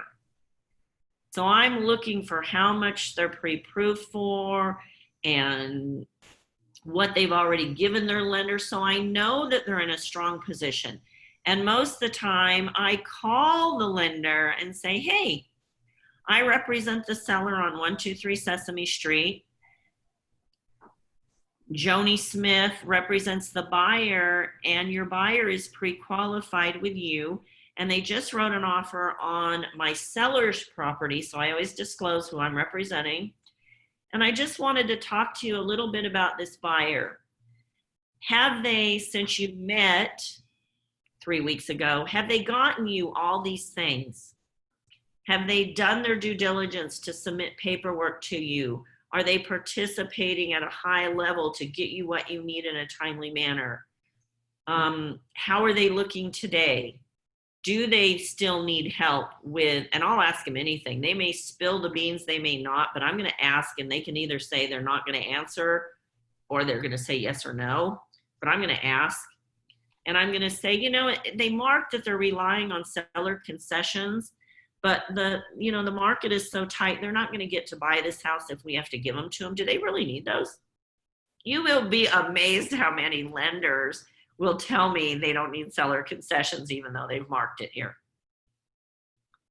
So the answer is always no unless you ask. So ask the question and they can say, oh, you know, that's private information. And you can say, oh, I respect that answer, absolutely. But find out who your buyer is if at all possible. If you call the lender 5 times and they never respond to you, guess what? This probably isn't going to go well. So those are the things I always tell my seller. By the way, Mr. Seller, I've called the lender for the buyer. I had a great conversation. They answered the phone. They were very receptive to all my questions. Here's what I've learned. And we've got a great buyer. So, you know, and I always look at the date that they wrote that they could close by. Like I got an FHA prequal, needs help with closing costs, and they wrote they were closing in 27 days on the contract. And they hadn't submitted any of their documents yet. I call up the lender, I go, hey, we just got an offer from your buyer, you know, Mr. and Mrs. Smith, and it's an FHA loan and it doesn't look like they've given you any documents yet, and we're closing in 27 days. How comfortable are you with that date? Oh, there's no way in heck we can do that. We need at least 45 for this buyer. Great, thank you. Now I've got insight. Now I can go to the seller and I go, you know, this isn't a strong buyer. They wrote a contract. They don't really know what they're doing because they think they're closing in 27 days. The agent hasn't had a good conversation with the lender if she wrote that with them. So that's how I gather information. I've had, and I'm going to knock on wood, 2 DFTs in 22 years of real estate. Deal fell through. 2. Oh, As a broker watching deals come and go, there's agents out there where 40% of their deals fall through. Why are they bothering writing these deals? it's a lot of work. It's a ton of work. You deserve to be paid on every deal you do. One of the ones that fell apart was a short sale where the bank would not let us sell it. They just wouldn't. It was USAA Bank, and USAA just won't do short sales at a high level, or didn't back then. And then the other one, I can't remember. But the bottom line is, if you're going to do it right. Make sure your buyer is solid. Make sure you know everything about your buyer. Make sure you're having great conversation with your buyer's lender and you know how to write a great contract with all the right details so it doesn't fall apart because you work too hard for it to fall apart. And the last document here, oh, almost the last document. This is the last page, page 13 of the buyer advisory. You need to get that signed, that they receive the buyer advisory. It's a 13-page document that tells them all about everything they should do during their due diligence period and beyond to check out the house. It's got all the links. So tell them to use it and to do their due diligence. The cover sheet of the buyer advisory is important. The last page is important. You just need this sign that you said you gave it to them. And then talk about wire fraud and go over the wire fraud procedures and to make sure that they understand that there's a lot of fraudulent activity. And if they don't have to wire money, don't do it. That's the #1 rule that I follow. And if you have to wire money, we need to make sure you get the correct wiring instructions up front from the escrow and don't let anybody change them. If you get any notices of any kind of change to your wiring instructions, it may be fraud. Because it just shouldn't happen. So we talk about that, we get them to sign off on that, and then our last one here is the ABA. It's the Affiliated Business Arrangement Disclosure Statement. And how I present this is I basically just say, Robin, we legally have to tell you if any of our owners or partners have any affiliations with any other company that has to do with real estate. For example, title companies, escrow companies, lenders, warranty companies anything. And so this is our disclosure to you if any of our owners have any interest in other companies. And you're just acknowledging I gave this to you. All right, and then I can go over. This is just another gift for you. It's an offer worksheet that I created, and it corresponds with the purchase contract. So if you're going to write an offer, these are and you don't want to sit there for 2 hours or 3 hours when you're writing your first offer, I kind of just go over this offer worksheet real quick with the buyer and get all the answers, and then I plug them into my contract. So these are all the blank spaces in the contract you're going to need to know to create a good contract for your buyers. So, and then if you get an offer on a listing that you have, you could actually take that offer and plug it all in and have one page to really evaluate what the offer looks like. So it's just something I've created over time. All right, so let's take a 10-minute break. We'll resume back at 2:45. And we'll go over the purchase contract. Okay, the next thing to have handy is the 4-page MLS purchase contract. There's 2 MLSs that I've attached. So have that handy. And if you come back from break early, start looking at it and familiarize yourself with that listing that's first. Okay, I'll see you in a couple of minutes. Thanks, Jodi. Yep.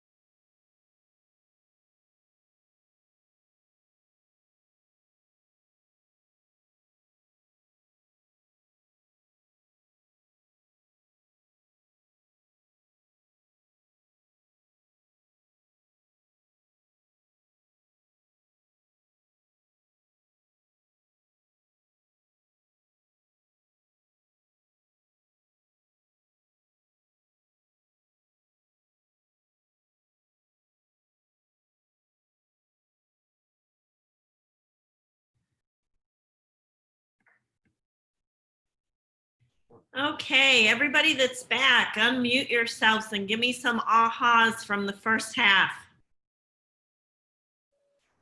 I just want to do it again. I got so much information. I'm sure I'm not going to retrain it all. Oh, well, awesome. We are recording it, so it will be up on the one PWSA recordings for you to review at any time. Good. So that's great. And of course, we will do it again and again. It's really cleared up a lot of questions I've had, so thank you. I'm glad. Who else has an aha? An aha is aha. That's what I needed to know. So give me something you got. I didn't know anything about this sheet, the stuff to keep, so that was really helpful. Okay, good, good. So the checklist of all the documents that your broker needs. Yeah, and I had never seen that before, so. Okay. Well, I'm glad you have that. So that's a good hint. I'll make a note of that. Yeah. That the broker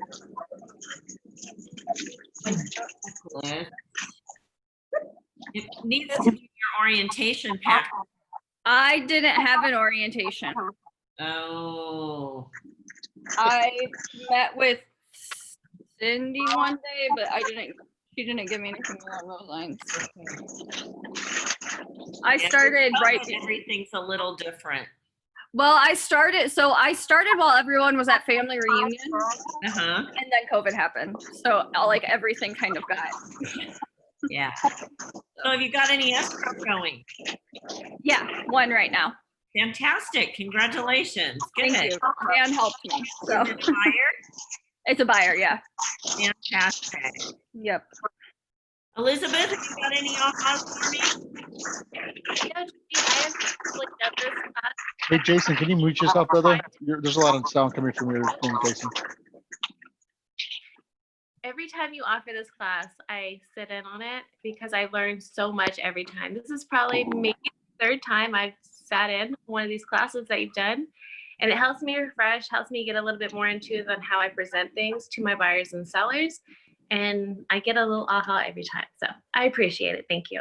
Oh, thank you for sharing that. That's awesome. Anybody else have anything they want to share?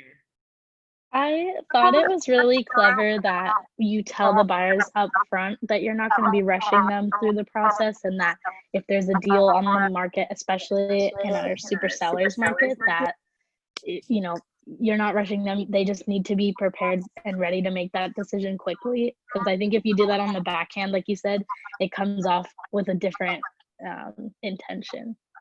It does. It gets real pushy. Mm-hmm.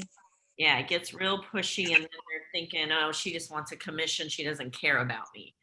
So Right. I'd love to have those honest conversations at the consultation. Mm-hmm. All right. Anything from our guys?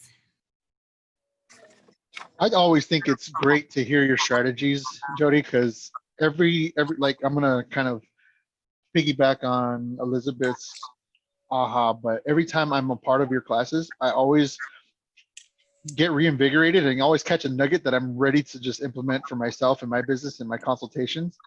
So I just love it every single time. I thank you so much. Awesome. Thanks, Jesse. I appreciate that. Okay. Well, with that, we're going to get started. Oh my goodness. There we go. Okay. We don't have any background noise. You can keep yourself unmuted because this is the active part where I need your feedback. So try to stay unmuted and give me some answers here. So we're all looking at the detail report. It's Shadow Glen Court.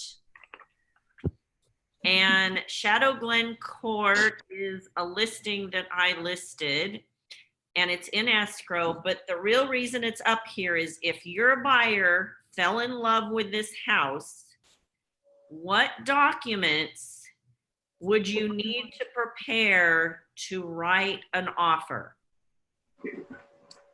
So start giving me a list of things we would need to write an offer for Shadow Glen Court by the information you see on this listing.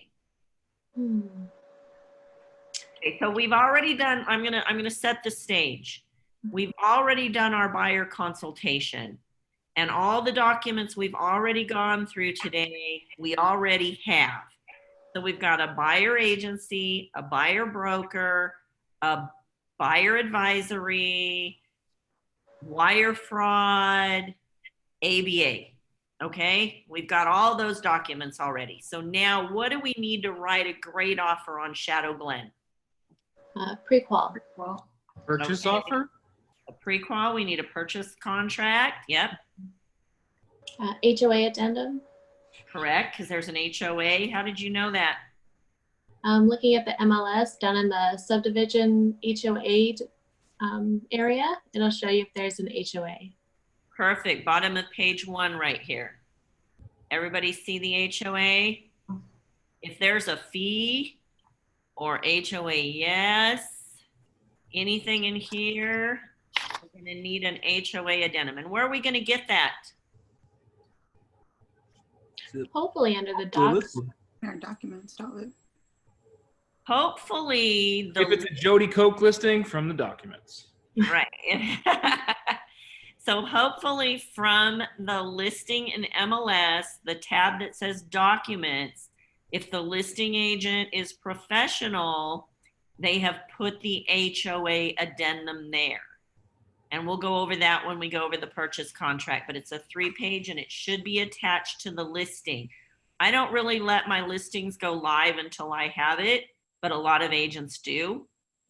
And so I like to be prepared and be professional, so I always make sure it's attached. Yeah, and in my experience with a recent buyer, we submitted an offer on a house that had solar on it, and we didn't. There was an addendum on it, and we didn't know because it was a built-up roof and everything was just built Oh, up. you didn't see it.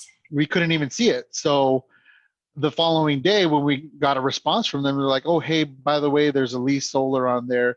We just barely added the HOA or the solar addendum to the listing and all this stuff." So it would have been a great house for our buyers, but because of that extra variable that just came out of nowhere, it ended up not working out. So yeah, it's highly appreciated when we have all the disclosures like that up front. What else should be attached in disclosures? What has to be attached or you can't even make it live? The lead-based paint, if it needs it. Correct. So built in 78 or later doesn't need it. Anything built prior to 78 would need a lead-based paint addendum that has to be attached, or you cannot make your listing live. Okay, anything else we need on this listing to write a great offer? We've got a pre-qual, a purchase contract, and an HOA addendum.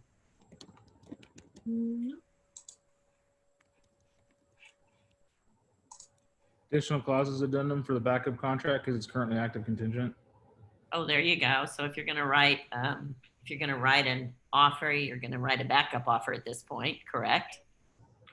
If it was sitting active, what are you going to note in your contract based on this listing? What are you going to note in the contract so that you make sure it happens?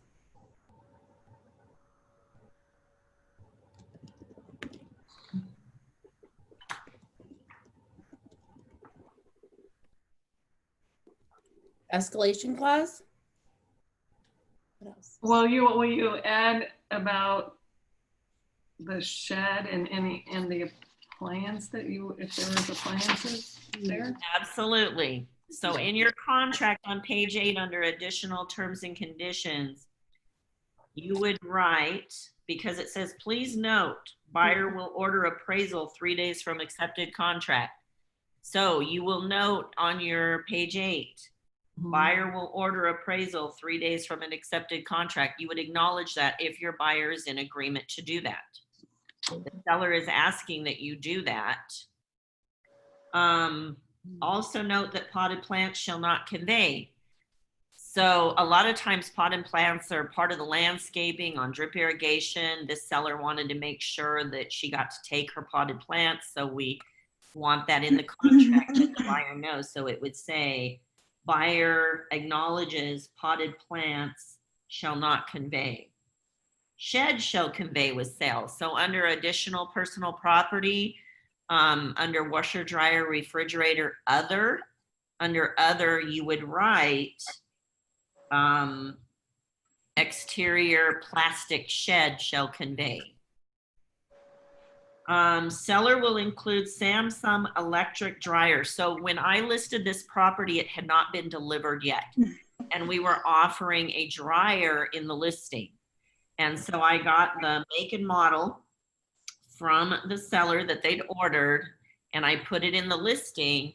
And now the buyer, if they want that, needs to put it in the contract.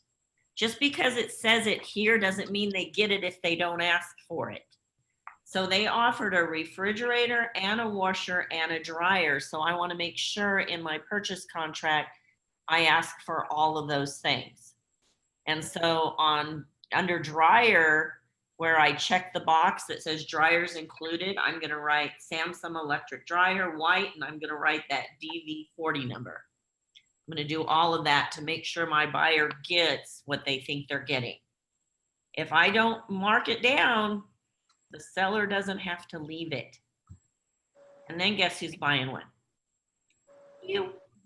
So don't buy a dryer. Do your due diligence, make sure you read it. So I took this listing and I highlighted all the pertinent stuff. So do you see down here what's highlighted? Can you see that? Probably not, but that's the area where it has the showing and company information. So whose listing is this? Yours. Danny Roth. Danny Roth. Danny Roth and mine, right? Right here, listing agent, co-listing agent. What company is Danny Roth with and Jodi? Keller Williams. Oh, what company are you with? Keller Williams, Southern Arizona. Oh, what do we need to add to this contract because it's dual agency? Limited dual agency agreement. Sit down, stupid. I know, right? They all got it. So make sure you get that. I got, like I said, 19 offers on a deal I did last week. 2 Keller agents wrote on it, said they represented the buyer only and did not include a dual agency. So don't be one of those. Always look and see who your listing agents are and make sure on page 10 of the contract, you mark both buyer and seller and make sure you do that limited dual agency agreement. Okay, let me look on page 2. We got all page 1. What buyers can we actually sell this property to? What type of buyers? Like any of them. Qualified. All of them. Conventional FHA, VA. There you go. Cash, conventional, FHA, and VA buyers. That is not all your buyers, but it's most of them. Okay. All right. And then we talked about this one already. Here's where you're going to find in the laundry, your washer and dryer that they're offering. So make sure you ask for them. And in the kitchen, that refrigerator. Okay, those are considered personal property where all the other appliances, unless it's a microwave that's sitting on the counter.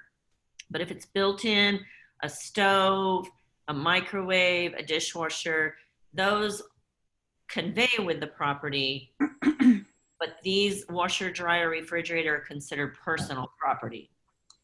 So just because it says it here doesn't mean you get it unless you ask for it on the purchase contract.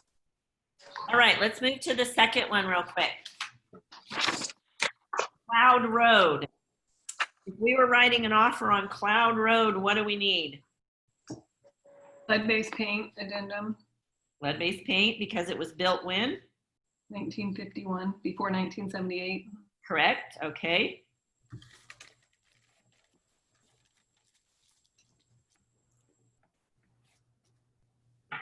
You want to include the metal sculptures on your contract.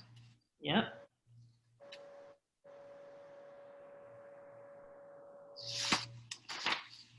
You need a septic addendum. Wastewater addendum, okay.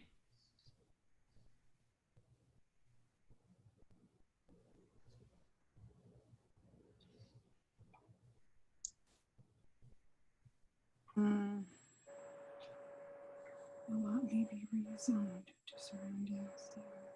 Where'd you see the septic thing? I'm not seeing that. Under exterior features, where it says gas, sewer, Oh, I haven't turned that page. Okay, Way down here on page 2. got it.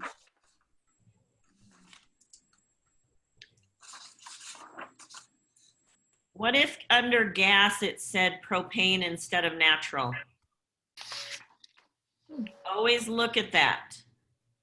Because propane tanks are not owned a lot of times, they're leased, and then we have to negotiate what propane is left in those tanks. So always look at your gas line, especially on land. I'm gonna go back to the top. Look at the legal description here under the picture.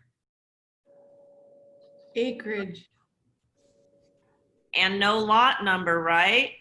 not in a subdivision.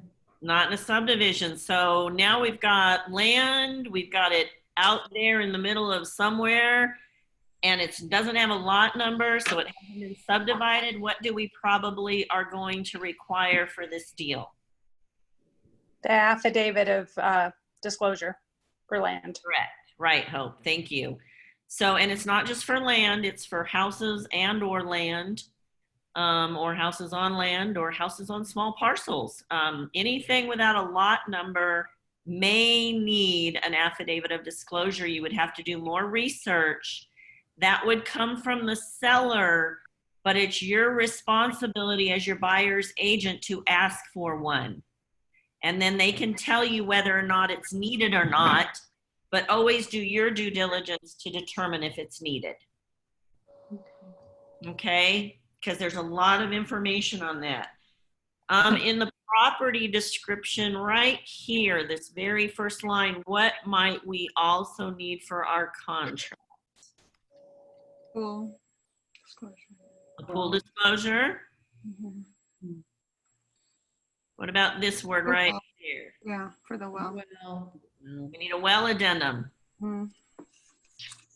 Lots of stuff going on with this one, right? I'm also going to do my due diligence because they're telling me there's a 1-bedroom guest house. I'm going to research and make sure that it's been permitted. Okay? That's my due diligence for my buyer, is to help them find out if that's been permitted. Let's see. We talked about the pool and a pool addendum. We talked about the metal sculpture. Right here, dining room chandelier does not convey. So all lighting conveys if it's connected to the floor, ceilings, or walls. They're saying it doesn't. So if we want to write a nice contract and give the sellers this chandelier, we need to note that on page 8 of the contract that buyer acknowledges dining room chandelier does not convey. Okay. Seller advises prior inquiries that the lot is rezoned to surrounding CR1. Maybe. So if my buyer really wants a CR1 parcel, I'm gonna send them down to Pima County and get that information for themselves. I want them to be happy with the answer. Okay. Let us look. Okay. Dual agency, yes or no?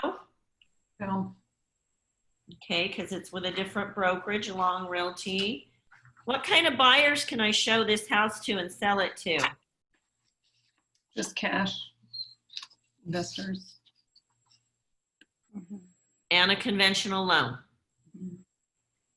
Why not FHA or VA? Well, share. Well, it's a private well. So they're not sharing the well. It's a private well. It's just for their house only. Think the condition. Is Okay, it let's over look at the let's look at financial the risk threshold? price. Is it over the financial threshold? Yes.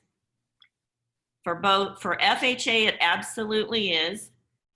VA actually has a jumbo loan product now. So if I was listing this house, I'd offer it to VA buyers. They chose not to, or forgot to, or didn't ask if they could. But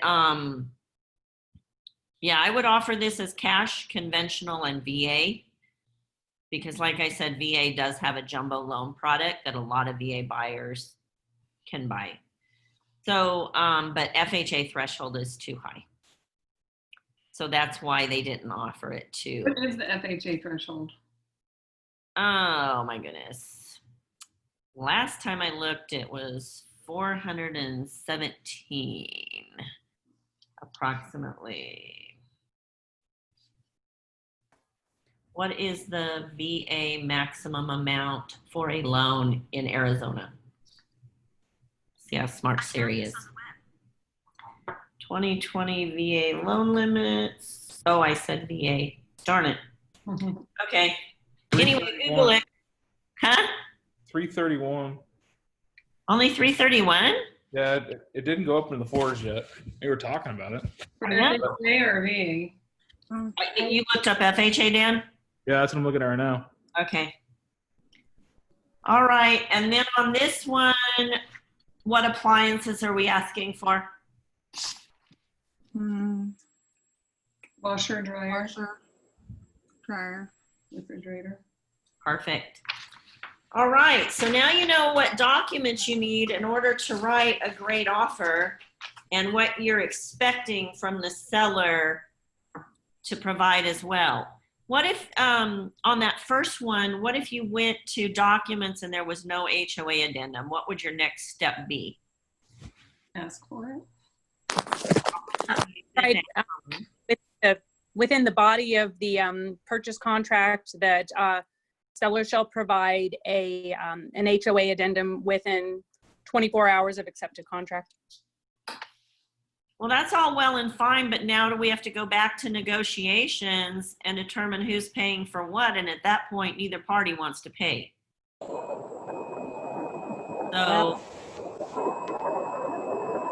Can't you just get the addendum yourself and fill it out? well, I usually just do page 3 and I send it along with my contract and I mark that seller's paying for everything. So on the HOA addendum, if I don't get one, I'm going to print page 3. I'm going to put the buyer and the seller and the address and the date on the top. We'll look at that in a minute. And because they haven't disclosed how much any of the fees are, I'm just going to protect my buyer by asking the seller to pay for all of them. Okay? And then they can come back in a counter offer with what they're willing to do, but I'm not going to put my buyer in harm's way or try to negotiate this later. So that's a great way to do it if nobody's providing it for you and if it's not filled out. And if they provide it, but only the top half is filled out and there's no fees filled out at the bottom, I'm going to do the same thing. I'm just going to fill out the last page and say seller's paying for everything. Okay. All right, we're moving to the purchase contract. We're going to fly through this. We have 52 minutes. I always advise my buyers to review page 1 and read it and understand it. We've got your buyer's name, the way they're going to take title, and the seller's name. Now, you could get this from different places, but don't ever count on it being right. They could have put it in a trust. Somebody could have died. So no matter whether you leave seller's name blank or put something there, always check the box as identified in section 9C. Every contract you should write, this box should be checked. Okay? 3 ways to identify the property. So when I'm writing a contract for a buyer, I'm going to kind of go through this one like I would go through it with the buyer. So I'm going to just use Angela. Angela's my buyer. And I'm going to say, Angela, there's 3 different ways that we identify the property to make sure you're buying the correct one. And I have cross-referenced the MLS with the tax records to make sure that it's all the same. So we've got the address, the assessor's number, and the legal description. We talked about price and we looked at the comps. Let's write an offer on Shadow Glen. The list price was $235, and we talked about what that looks like for you. You're pre-qualified up to $250. So we're going to put that purchase price that you're willing to offer. You're offering full purchase price at $235. It's been on the market less than 3 hours. Earnest money. Are you comfortable with 2,000 earnest money? That's about 1%. That earnest money will be deposited into escrow upon an accepted contract. And there's about 7 different ways that if you cancel the contract, it would be returned to you. However, there is a point where it won't be returned to you if you default on the contract and or breach the contract. Are you comfortable with that $2,000? Yes. Okay, and when talking to your lender, I believe we're going to do a conventional loan and we're going to put 5% down. Okay. So we've got, is that what you were thinking? I was thinking 20%. Oh, fantastic. Okay. Well, if you, you know, the house is in such great shape, you really don't need money in your pocket. That'll save you a ton of money, but not having to pay the private mortgage insurance. You're going to look like a much stronger buyer, and your negotiating will be better in case there's multiple offers. So at $235 times 20%, you're going to put $47,000 down. Do you have $47,000 that you want to put toward that? Yes. Okay, perfect. And you've already got 2,000 earnest money, which will go toward your down payment or closing costs. So line 10 will read 235, line 11 will read 2,000, line 12 will read 45,000, and then you take the 235 and you subtract the 47 from it. And you're gonna finance 188,000. Did you have a comfort level with that kind of loan? Did your lender go over what that would look like for your payments? Yes, he did my pre-qual and he explained what my payments would look like for that. Okay, awesome. So we're comfortable with that, no problem. And I know that he was giving you a great rate. Of course, the rate fluctuates daily, but he based that on 3.5%. Conventional loans today are 3.35. So you should be fine as long as, you know, you get with him immediately and lock that rate once we have an accepted contract, okay? Okay. Fantastic. Okay, anybody have any problems with the math? Anybody need help with math? Okay. Oh, after earnest money, I always write to be applied to closing costs and or down payment. That way they can use it for either. And that way I can subtract it from the down payment amount and all my numbers total the exact purchase price. So on line 11, 12, and 13 should equal line 10. So the 188 plus 45 plus the 2,000 earnest money will equal the 235 purchase price.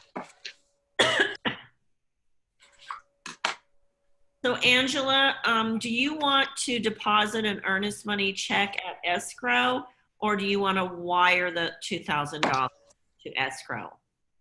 Oh no, I'll deposit it. I don't want to wire it. Okay, fantastic. So you're going to write a personal check to the title company once we have an accepted offer and deliver it to them. We do not hold a broker's trust account, agents, so never check that second box. All of our earnest money goes into the escrow company.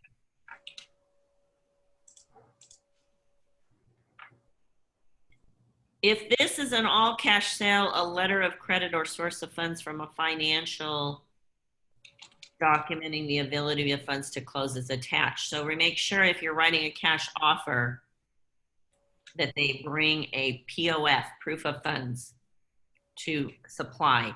So you're either supplying a proof of funds letter or a pre-qual with your offer, okay? Section 1D, close of escrow. This is the date of recordation. No weekends, no holidays. I try to choose something after talking to the lender. If the lender says I need 45 days, if the lender says I'm good with 30, then I coordinate with the buyer and we look at a calendar and I ask them questions. Are you going to be around this week? Are you going anywhere? Do you have work commitments? I want to know everything about that. So when we get close to that date, they go, oh, well, I work Monday, Tuesday, and Wednesday, so there's no way I can sign on any of those days because my boss will not let me off, period. So I do not want to pick any of those days. So I'm going to pick something. I'm probably going to select a Friday in that case, even though I hate Fridays. I can get them in on Thursday so we can record on Friday. Okay, so think about your close of escrow dates, work with your buyer to determine, and the lender, if there's a lender involved. If they are paying cash, I'm going to have a conversation with them when I read them this line, and I'm going to say, where are your cash funds currently? And if they're telling me they're in a long-term investment account, I'm going to suggest that upon an accepted contract that they start moving that money into a liquid account. Because remember, those monies can go up or down with the stock market, and or sometimes it takes 2 to 3 weeks to get them out of those and into a regular account so that they could wire them from there or get a cashier's check. So don't wait till the last minute. Have that conversation with them and make sure that they get those funds moved to a liquid account. All righty. Possession, I always talk to them about possession. That's our date of close of escrow, our recordation. I let them know we're going to do everything and sign everything prior to that date. And then upon their lender sending them the money or they wiring their funds, we can record escrow on the date we've chosen. But everything's going to happen before that date if at all possible. You will not get keys, Angela, until it records at the courthouse, okay? So if there's any delay with the lender or the wiring of your funds or paperwork not getting back in a timely manner, it could even be on the side of the seller, we might have to wait for recordation. So I don't want you to plan to have access to the house that day or the day after. I don't want you to schedule any moving vans or U-Hauls for those dates.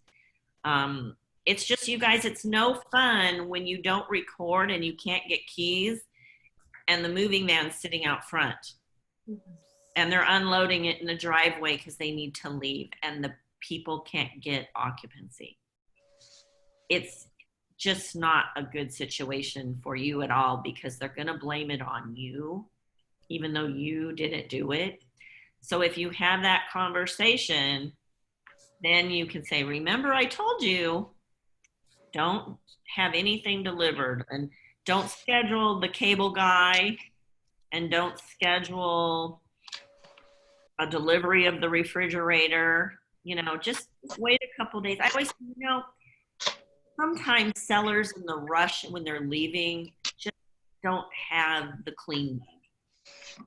So you're probably going to want to go in and really clean that house before you start moving anything into it. And they're like, well, I'm not cleaning it. They better leave it clean. Then now your brain is going, okay, on page 8 of the contract, we're going to ask that the house be professionally cleaned prior to closing. Right? Now, it's not going to help with your negotiations if there's a lot of people wanting to buy the house, but in a different market, and even today's market, I mean, I just wrote one and it absolutely said that the house will be professionally cleaned and sanitized prior to close of escrow. I've got an elderly lady moving into a house that's dirty and she's worried about COVID and all kinds of stuff. And so we wrote that into the contract and they agreed to it. here's where we're going to incorporate all our addenda. So on that first one, we needed to check HOA. And was there anything else? Oh, we may write a COVID addendum. So we'd check other and write COVID-19 addendum on this line. And I'll show you what that looks like in the package when we get to it. But that will protect all parties if there's an issue that has something to do with a COVID-related issue, like people aren't open or can't perform their jobs or their duties in the right time. All right, this is where I remind the buyer that everything attached to the floor, ceilings, and walls conveys, to include that water softener in the garage. And I'm really gonna point that out to the listing agent because buyers or sellers typically take those. I don't know why, but they're always taking them and they're expensive. That's probably why they take them. Taking them, yeah. There's that storage shed, but I went ahead and noted it anyway, just because it's a little Rubbermaid plastic thing that's sitting on the patio and it's more personal property than built onto the land, okay? That's why I would acknowledge that. There's that refrigerator. It's gonna say, I don't ever wanna see here that any of you write as seen on the property or as noted in MLS. Okay, what I want to see is refrigerator, stainless steel, side by side, ice and water on the door, Samsung. Whatever you can describe it, describe it. When you're in a house and your clients are looking and you've got a copy of your listing and they're oohing and ahhing and they're getting all excited and it's like, oh boy, this is the one.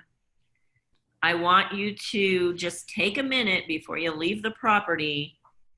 Either take a picture of the refrigerator and the washer and dryer or write some little notes on your listing so that when you go back and they call you and go, yep, that's the one, write it up. You go, oh God, was there a refrigerator in there? And now you're looking back through pictures and you're like, yeah, it looks like that's a refrigerator in the corner over there. Is that white or is it cream color? And so just take a minute and take some notes and write it down so you can put a thing. We have a perfect description of the dryer for this listing because they gave it to us. It's a Samsung electric dryer, white, model number DV40J, blah, blah, blah. So we're going to put that in there. Where are we? Now, somebody read line 68 for me. If this is an all cash sale, section 2 does not apply. Go to section 3. Okay. So if none of section 2, because we write a cash offer, so all of a sudden Angela won the lottery and so now she's paying cash. But if all of this section, all of section 2, if she's paying cash, none of it applies. So, is it contingent on appraised value? No. No. Not unless you make it so, which means you would either write it on page 8 or you would use our additional clause addendum that says contingent on appraised value. Maybe she's happy with the price she's paying and she doesn't want an appraisal. Great. But she offered $15,000 more than list price, and she wants to make sure it's going to appraise for that. And she's a cash buyer. Now she needs that additional clause addendum or write it on page 8 that it's contingent on appraised value. Okay? Because that whole section goes away if they're a cash buyer. Now they're getting a loan. And so here's the top of page 3, move, thank you. The most important lines that are missed or overlooked in the whole contract are lines 100, 101, and 102. Seller concessions, if any. In addition to the other costs seller has agreed to pay in herein, seller will credit buyer a certain percentage of the purchase price or a certain amount. The seller concessions may be used for any buyer fee, cost, charge, or expenditure to the extent allowed by buyer's lender. Do not miss these lines. I have seen itty bitty number 3s right there that are smaller than my cursor right here. If you miss that 3% that it's going to cost your seller to sell his house, oh wait, how much is your commission? Oh yeah, usually 3%. You're probably not going to get any. Because if you don't let the seller know that the buyer needed 3% in closing costs and your seller signs this contract and the seller gets to the closing table and now he's out $6,500 that he thought he was going to get in proceeds, it's not going to be pretty. So always look at lines 100 and 101 and make sure there's nothing here and nothing here. And if there is, make sure that the parties know about it. So this is where if your lender says, you know, the buyer is good, they have their down payment money, but they don't have any money for their closing costs, then you're asking the lender, okay, how much do we need?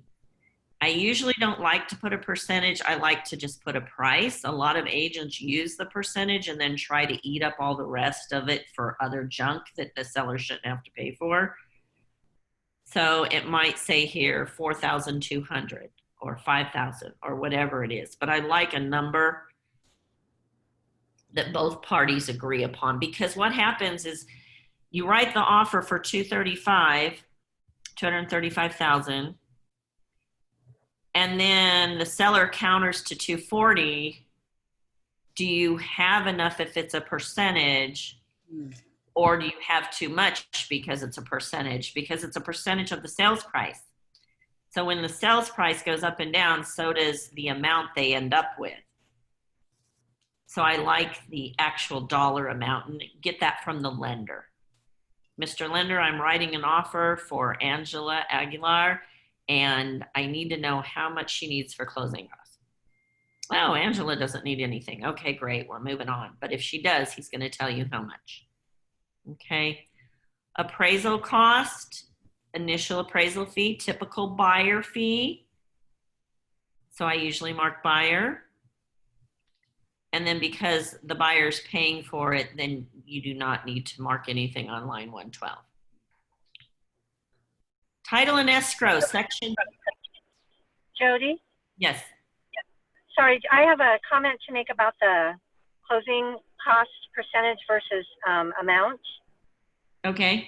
So I just did a closing with a first-time home buyer, and we made an offer and we put an amount, and the seller counter-offered and the buyer accepted it, but the amount, since it was an amount, it wasn't addressed in the counteroffer, and the seller, the buyer ended up paying like $210 out of her earnest money towards her closing costs, because the closing costs didn't quite cover it, because we had put an amount in and it didn't cover the additional purchase price. So how, other than, you know, us missing it, how could you mitigate that? So it's a conversation with the lender. So Mr. Lender, if our sales price is this, how much are our closing costs? And they're going to try to get really close.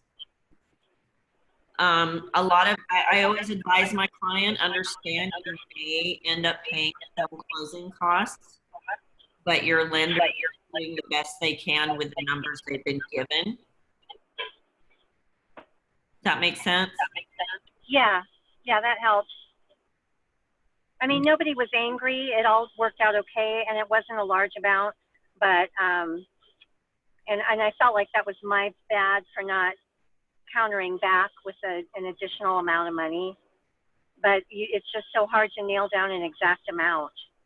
That's true. And that's why I always have the conversation with the buyer that, you know, you need to make sure that you have $1,000 sitting aside for, you know, the final numbers. You know, always have some reserves, or call the lender back and say, hey, they just countered at this price. Is that going to raise our closing costs, and by how much?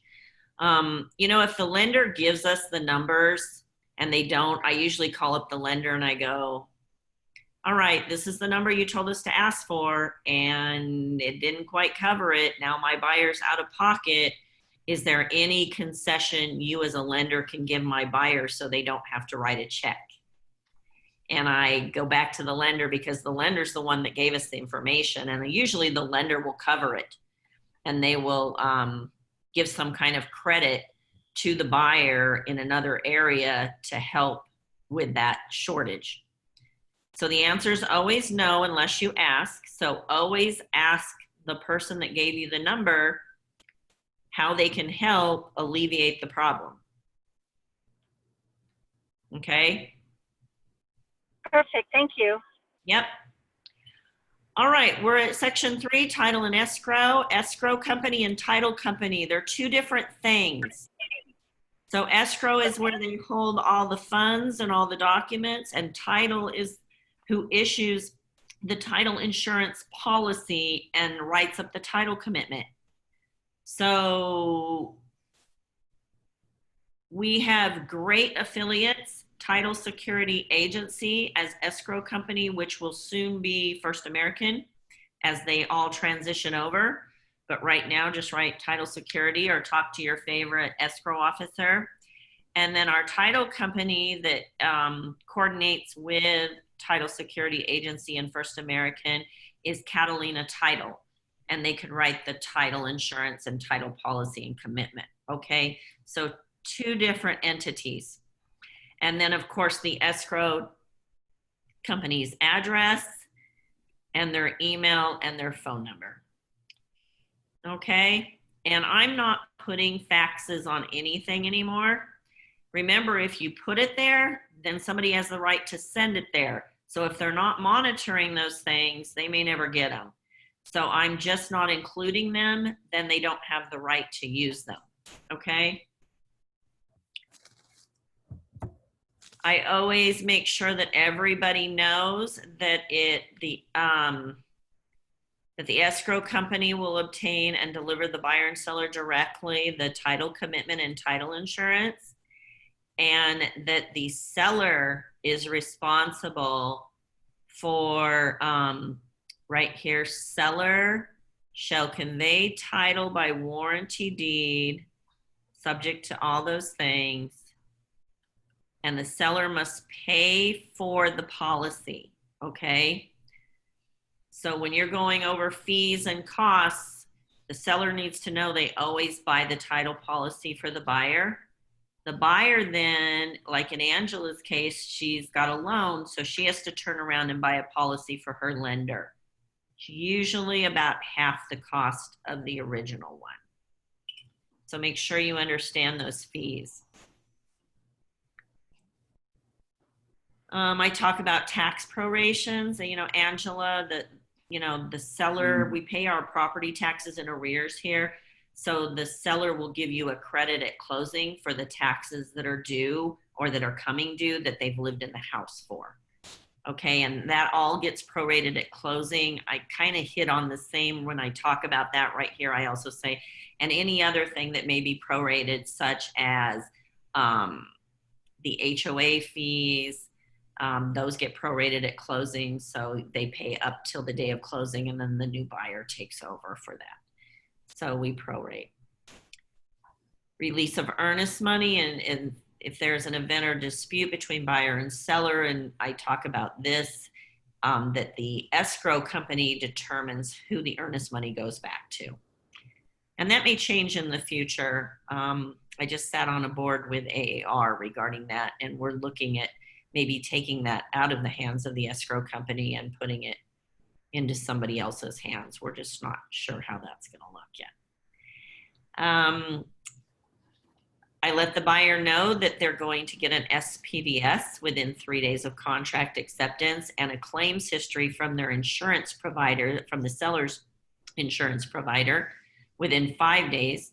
If there's any history that they need to look at, that, you know, if we saw fire damage or water damage and we're not reading anything about it on the SPDS, we're going to ask more questions. And what was this for?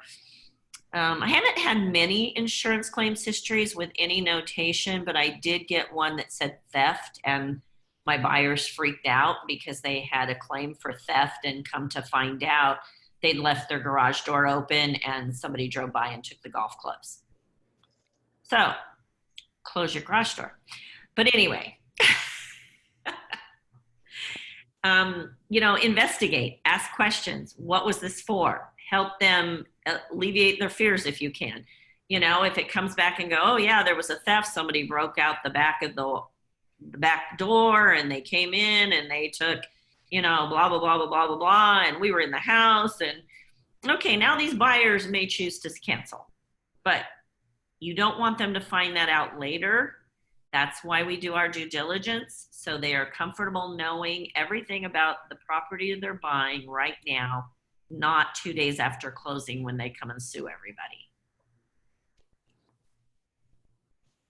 Lead-based paint, we all talked about that. Make sure your buyer initials the right line if it was constructed prior to or later than. And remember, every area in the contract where the buyer initial, where there's buyer's initials, the buyer must initial. So in this case, they only initial one or the other. But when we get down here on page 6, I'll show you some other areas. There's that affidavit of disclosure. The seller has 5 days to get it to you if we need one. It's like an SPDS, but more detailed about ingress and egress and the wells and the road maintenance agreements and the property lines and all kinds of stuff. I am reading this line to my buyers. Buyer and seller agree the premises are being sold in its present physical condition as of the date of contract acceptance. This means the seller is selling it to you, Mr. Buyer, as is. You still have the right to do your inspections and determine what as is. And there is a part where we may have an opportunity to ask them to do something for you if something's broken, but they don't have to. So you're investing time, effort, and money into something you may choose not to buy. Okay? I always write on 211, none. Buyer warrants that buyer's not relying on any verbal representations concerning the premises except disclosed as follows. Unless, of course, you get those crazy buyers and sellers where the seller stays home and shows the house, and the buyer walks in and the seller goes, you know, I really wish my agent hadn't put it on the market yet. Our new appliances are being delivered tomorrow. Oh, what are you ordering? Oh, okay. And that's where I would put in here, except disclosed as follows. New Samsung stainless steel appliances to include refrigerator, washer, dryer, stove, microwave, dishwasher, to be included in sale, to be, you know, to be inspected during the inspection period by the buyer or whatever. And I'm going to write that because, man, if the seller's telling us something like that, I'm going to put it in here and make sure it happens. Or, oh, I'm not done painting. You know, as soon as the seller gets an offer, they think they're done. And they're supposed to be done. They're not supposed to do anything to the house to change it once the buyer's seen it, if they've written an offer and accepted it. So if the seller says he's painting, I'm going to write in here, seller is painting the entire interior of the house, Swiss coffee, to be completed by close of escrow or whatever. Inspection period, we kind of leave this at 10 days. If you want to have a stronger offer, you may reduce the days, but make sure your inspectors are available before you do. I just got one. It said inspections will be completed in 5 days. I hope they called their inspector because it was the 4th of July weekend and it was Thursday night. And they said 5 days. And I'm like, okay, you just lost 3.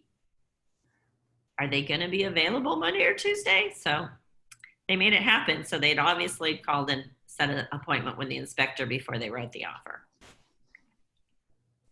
More initials. If it's this one's connected to sewer, we're always going to have the buyer initial sewer connection, pool barrier regulations, and that you're not licensed to conduct any inspections.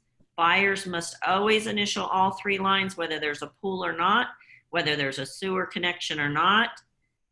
These all have to be initialed, okay? I usually don't change anything in here, but if your buyer wants to, you may. That's just how fast people have to respond to certain things. If you were having a 10-day or a 2-week closing, this is where you would limit all these timeframes. Your inspection period, the response times, everything would be limited, compressed to fall within those 10 days to close. Home warranty plan, get together with Heather Chumler and find out all about the 210 home warranty, Barb DeFazio and her warranty company, and figure out if your buyer wants one and who's going to pay for it. Make sure whoever's going to order it, usually the buyer, so the buyer's agent here, and then who's going to pay for it, usually the seller here, or split evenly, or if they decline one altogether.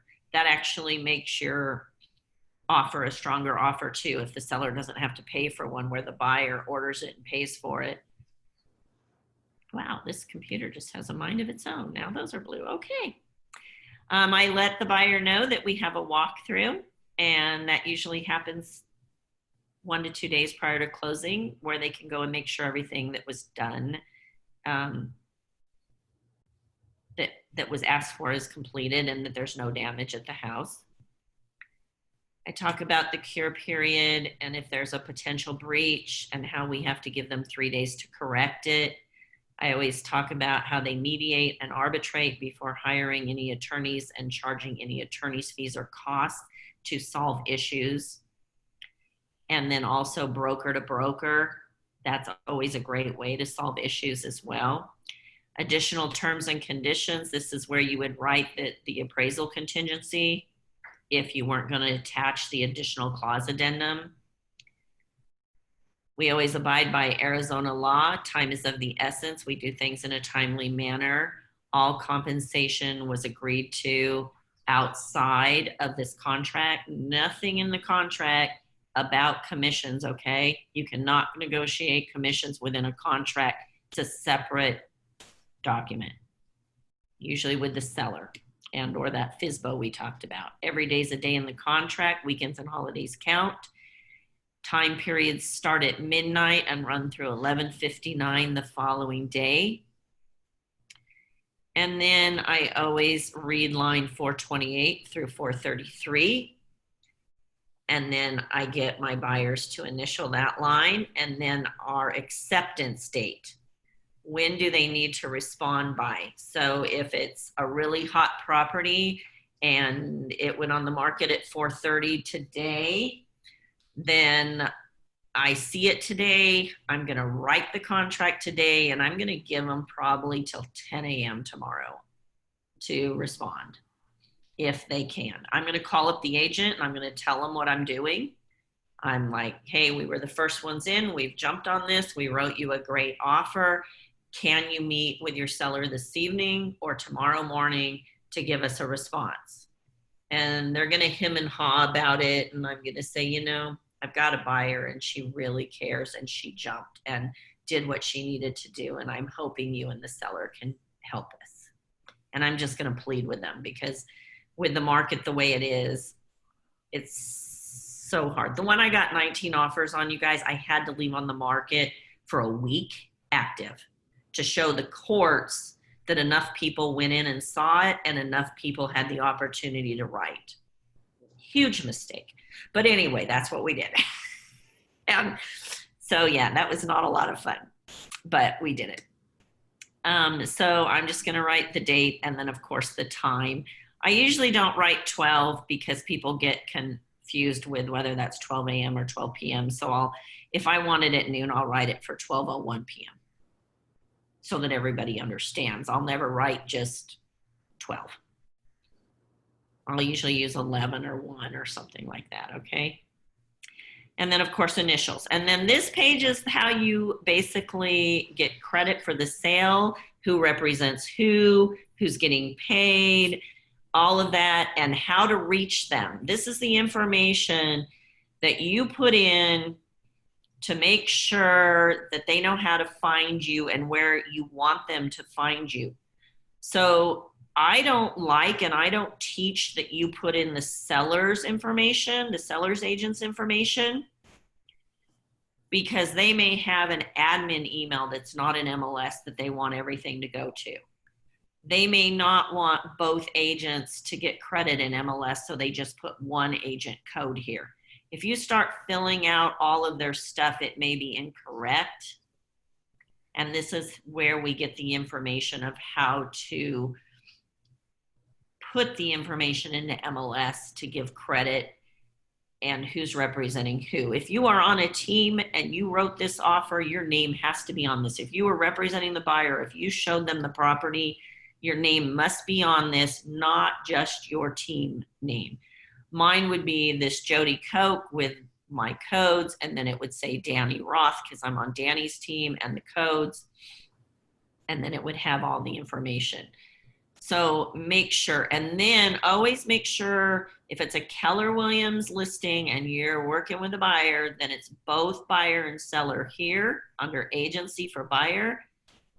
And then I usually mark both buyer and seller down here. Even though I don't fill up the seller acceptance, I fill in this box so they don't screw it up. I don't understand why, again, you don't do the seller acceptance. Well, I'm representing the buyer. Yeah. And this is me who's representing the buyer. And then my buyer signs and dates and puts all their information. And then I don't fill out the agent's information down here because their email in MLS might be joebrown@kw.com. But Joe might have an admin and everything goes to admin@brown@kw.com.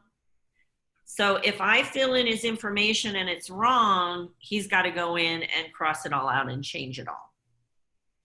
What about, This is the information that you're giving the other party to find you.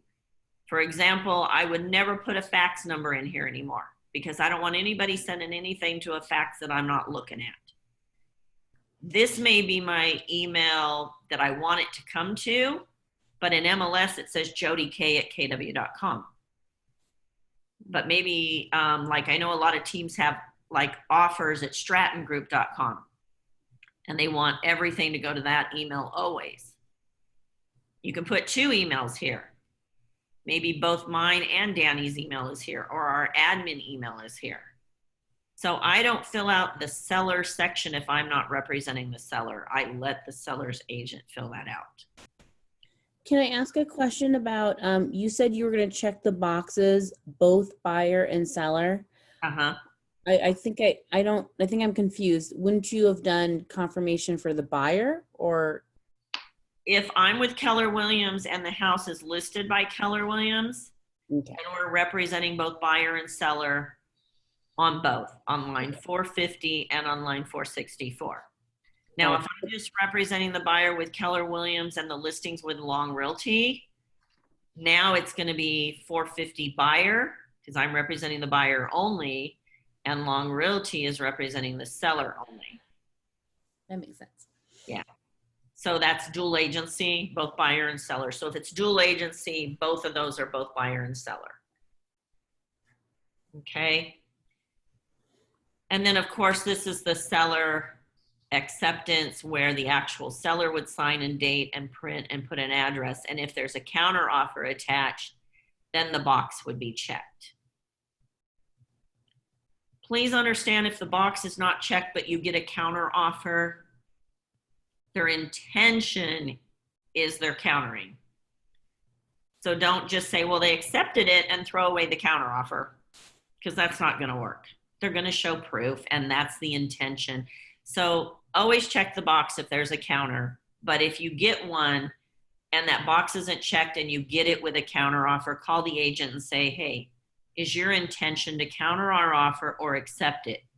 Well, it's to counter. We sent you a counter. Great. I'm going to throw away the contract you gave me. Please resend with box 467 marked. Okay, so we get it right the first time, because it's never pretty if you just do that. There's our consent to limited representation. This is the document that we use when both parties, seller and buyer, are being represented by Keller Williams Southern Arizona. If it's one person representing buyer and seller, so if I took a listing and I sold it to a buyer, then that's one licensee. Even if it's me and Danny as one, it's one licensee. When it becomes two licensees is if you read right here who through the brokers representing the buyer and who the brokers representing the seller. Maybe Renee is representing the buyer and I'm representing the seller, but we're both with Keller Williams, so now it's two licensees. Don't get confused if you're on a team. Mine says under two licensees and Jodi, Koch, Danny Roth, who's representing the seller, and Renee, who's representing the buyer. Okay, there can still be two names on one line if you're a team. Okay, so that's your dual agency, and then of course the buyers and sellers both have to agree to it again, even though the seller agreed to it on their listing and the buyer agreed to it on their buyer, broker, and agency. Now they're going to agree again, so there's no confusion that it's dual agency. There's our HOA addendum. Darn it, this seller did not fill out anything. It's blank. So now we're gonna just move on, and whether they did or not, we're always gonna move to page 3 and fill out the buyer portion. Buyer, seller, address, who's paying the transfer fees, who's paying capital improvement fees, if any. The buyer pays all prepaid association fees. That's their fees for the future. The seller will always pay disclosure fees. And then there's these other fees. So if I don't have any disclosures from the seller, I'm marking seller, seller, and then under other fees, I'm going to say seller shall pay if any. So that there's no confusion who's paying what. Other fees, agents miss this all the time. I can't believe people get angry and frustrated and fight over who's going to pay the $35 fee, okay? But usually under other fees right here, there's usually a $20 to a $40 fee a lot of times, and explain, and it would say condo certs or HOA website fee or something. It's where they get their information from and they charge for that service. So if there's an other fee and it says $35 to condo certs, agents always leave this, please move, always leave this line out. And they don't put anything here, and buyer and seller argue about it all the time, and guess who gets to pay for it usually, because nobody addressed it? The agents. So always right here under other fees, seller shall pay if any. Just write it in every time. Seller shall pay if any. Then you've covered your basis. Seller shall pay if any. And then we've got, of course, your buyer signatures and your seller signatures. If page 1 isn't filled out, I'm going to bug the agent every day till I get a filled out one, because I want that disclosure. And I'm going to have my buyer initial that page when it finally comes in. But in the meantime, we're going to roll with it. Okay, we're not going to stop negotiating on a contract because we don't have an HOA addendum. But once we have an acceptance, I'm going to bug them every day. Coronavirus addendum. I believe Lisa's doing this tomorrow as a class. So I'm just going to mention it that you might want to have one in today's world. I've put one on every one of my deals that I've done since it came out. You've got the contract date, the seller, buyer, and the premises. Both buyer and seller initial that we're in this pandemic and they acknowledge and understand it. This can be used as a regular addendum if nothing else has happened, but the close of escrow date needs to be postponed or extended due to COVID. You could use this later. I'm using it when I write the contract, and I'm marking line 24 that says if there's a COVID related issue where some party isn't open and can't perform their duties, that there will be a delay of up to 30 days. And that once the party is reopened, everybody has 10 days to close. But it can be extended for up to 30 days. So it's just a good safety net. It hasn't happened. Will it happen now? Probably not, but why not have this? Then you don't have to fight about who's going to do what later. And then there's a way to cancel if nothing's open and it's been over 30 days, then they could actually sign one of these and mutually cancel, and Earnest Money would go back to the buyer. So that's your COVID addendum, and I know Lisa will go over it in more detail with you guys. So 4 minutes, questions and answers. I know that was a lot. I know it's a ton. I would recommend that you take one of these listings, maybe start with Shadow Glen and write an offer. And if you want to write an offer, you can submit it to me and I'll check it for you.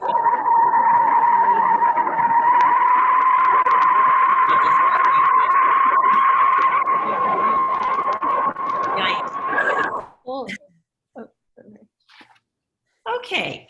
How would we submit to you, Jodi? You can email me, Jodi, J-O-D-I-K, @kw.com.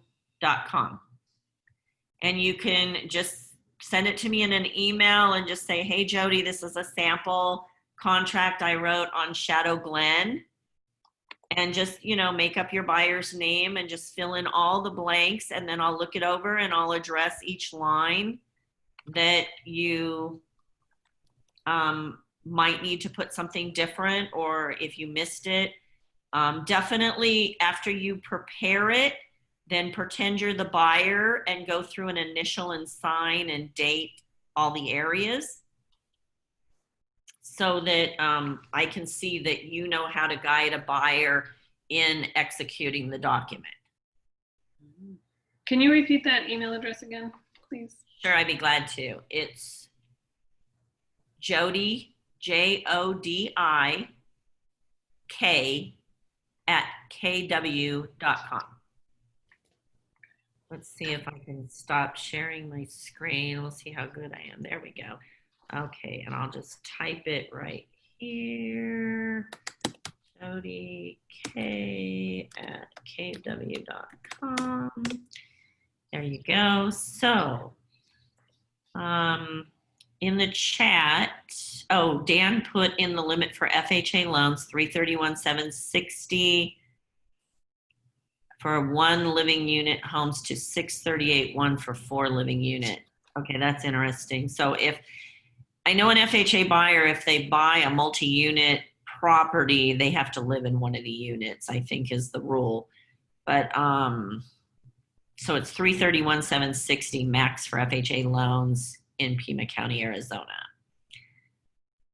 And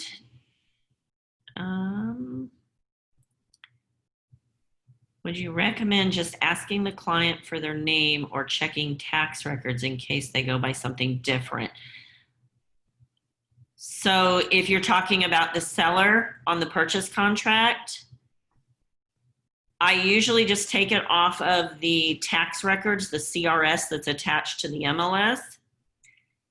And then I always check the box that says, or as identified on line 9C. Jodi, will you be sending copies of these lists you have? Everything that we went over today, all the lists and everything were sent out to every agent this morning in your email. So you should have those. If you don't have those, you can ask the front desk at JV for a package and give them your email and they can send them out to you. Do you charge your out-of-town buyers? Elizabeth, are you still on?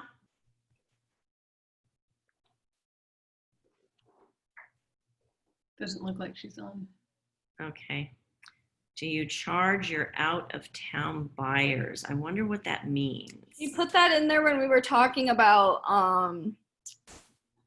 how some people add on the fees. Oh, well, I don't know why it would be different for an out-of-town buyer or an in-town buyer. You have to be present at all the inspections. You have to be present to show property. You might charge an extra fee if they're never coming to town and you're having to do like FaceTime and those kind of things in every single house they want to see. That may take up a lot of effort and time, or if they're asking for something special, there might be extra fees. In that case, I would probably charge the retainer fee and then give it back to them at close of escrow if they successfully closed within a year. So that might be a way. It's worthwhile because I had an out-of-town buyer and I was driving around previewing and then they came in and then we went and showed them all again and it was a lot of work. Yes, it is. And I didn't do that. I didn't know about it at that time. Right. Right. Where do we find the affidavit of a fixture? So that would be in zip forms or .loop or DocuSign. It's a document just like a seller property disclosure statement, SPDS. And you as a buyer's agent would not go looking for it. You would ask the seller's agent to give it to you as a disclosure. So if you think it needs one and you're under contract and they have 5 days, I believe, to get you the affidavit of disclosure, on the 6th day, if you don't have it and you've asked for it, I would cure them with a cure notice. So they could either show proof that you don't need it because it's in an incorporated area of Pima County versus an unincorporated area. So if it was like right downtown in central Tucson, you probably don't need it even if it didn't have a lot number. But if it's outside, say in the Tucson West Mountains, then you would most likely need one and you would request one. And, you know, don't be afraid of the cure notices.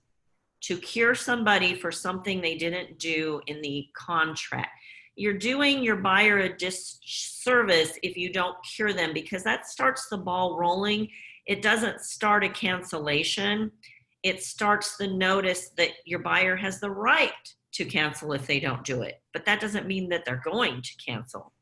So use that cure notice. And when I do send out cure notices to anyone, I usually call them up and go, hey, just want to let you know I'm here to help you help your client fulfill their obligations. So I sent over a gift and I sent the cure notice so that you can show your buyer or your seller that we really need to do this per contract. I hope it helps you help them realize that it's a legal binding document and there's recourse for things that don't happen. So I hope that, you know, that'll help you. And I kind of give it to them in that way to let them know that I'm there to help them so that they can get this. Because it's a lot of times it's not the agent that's not fulfilling their obligation, but the seller, the agent says, you know, I've asked for the SPDS every day for a week and they just won't get it to me. So that's when I go, okay, here, let me help you. And we fill out that cure notice and say, hey, you've got 72 hours now or the buyer can walk away. So pick one. So that usually helps. Any questions, any more, anything? We all good? This was so great, Jodi. Thank you. Yeah, it was very helpful. You are welcome. You're welcome. I'm here anytime. I'm your fellow agent.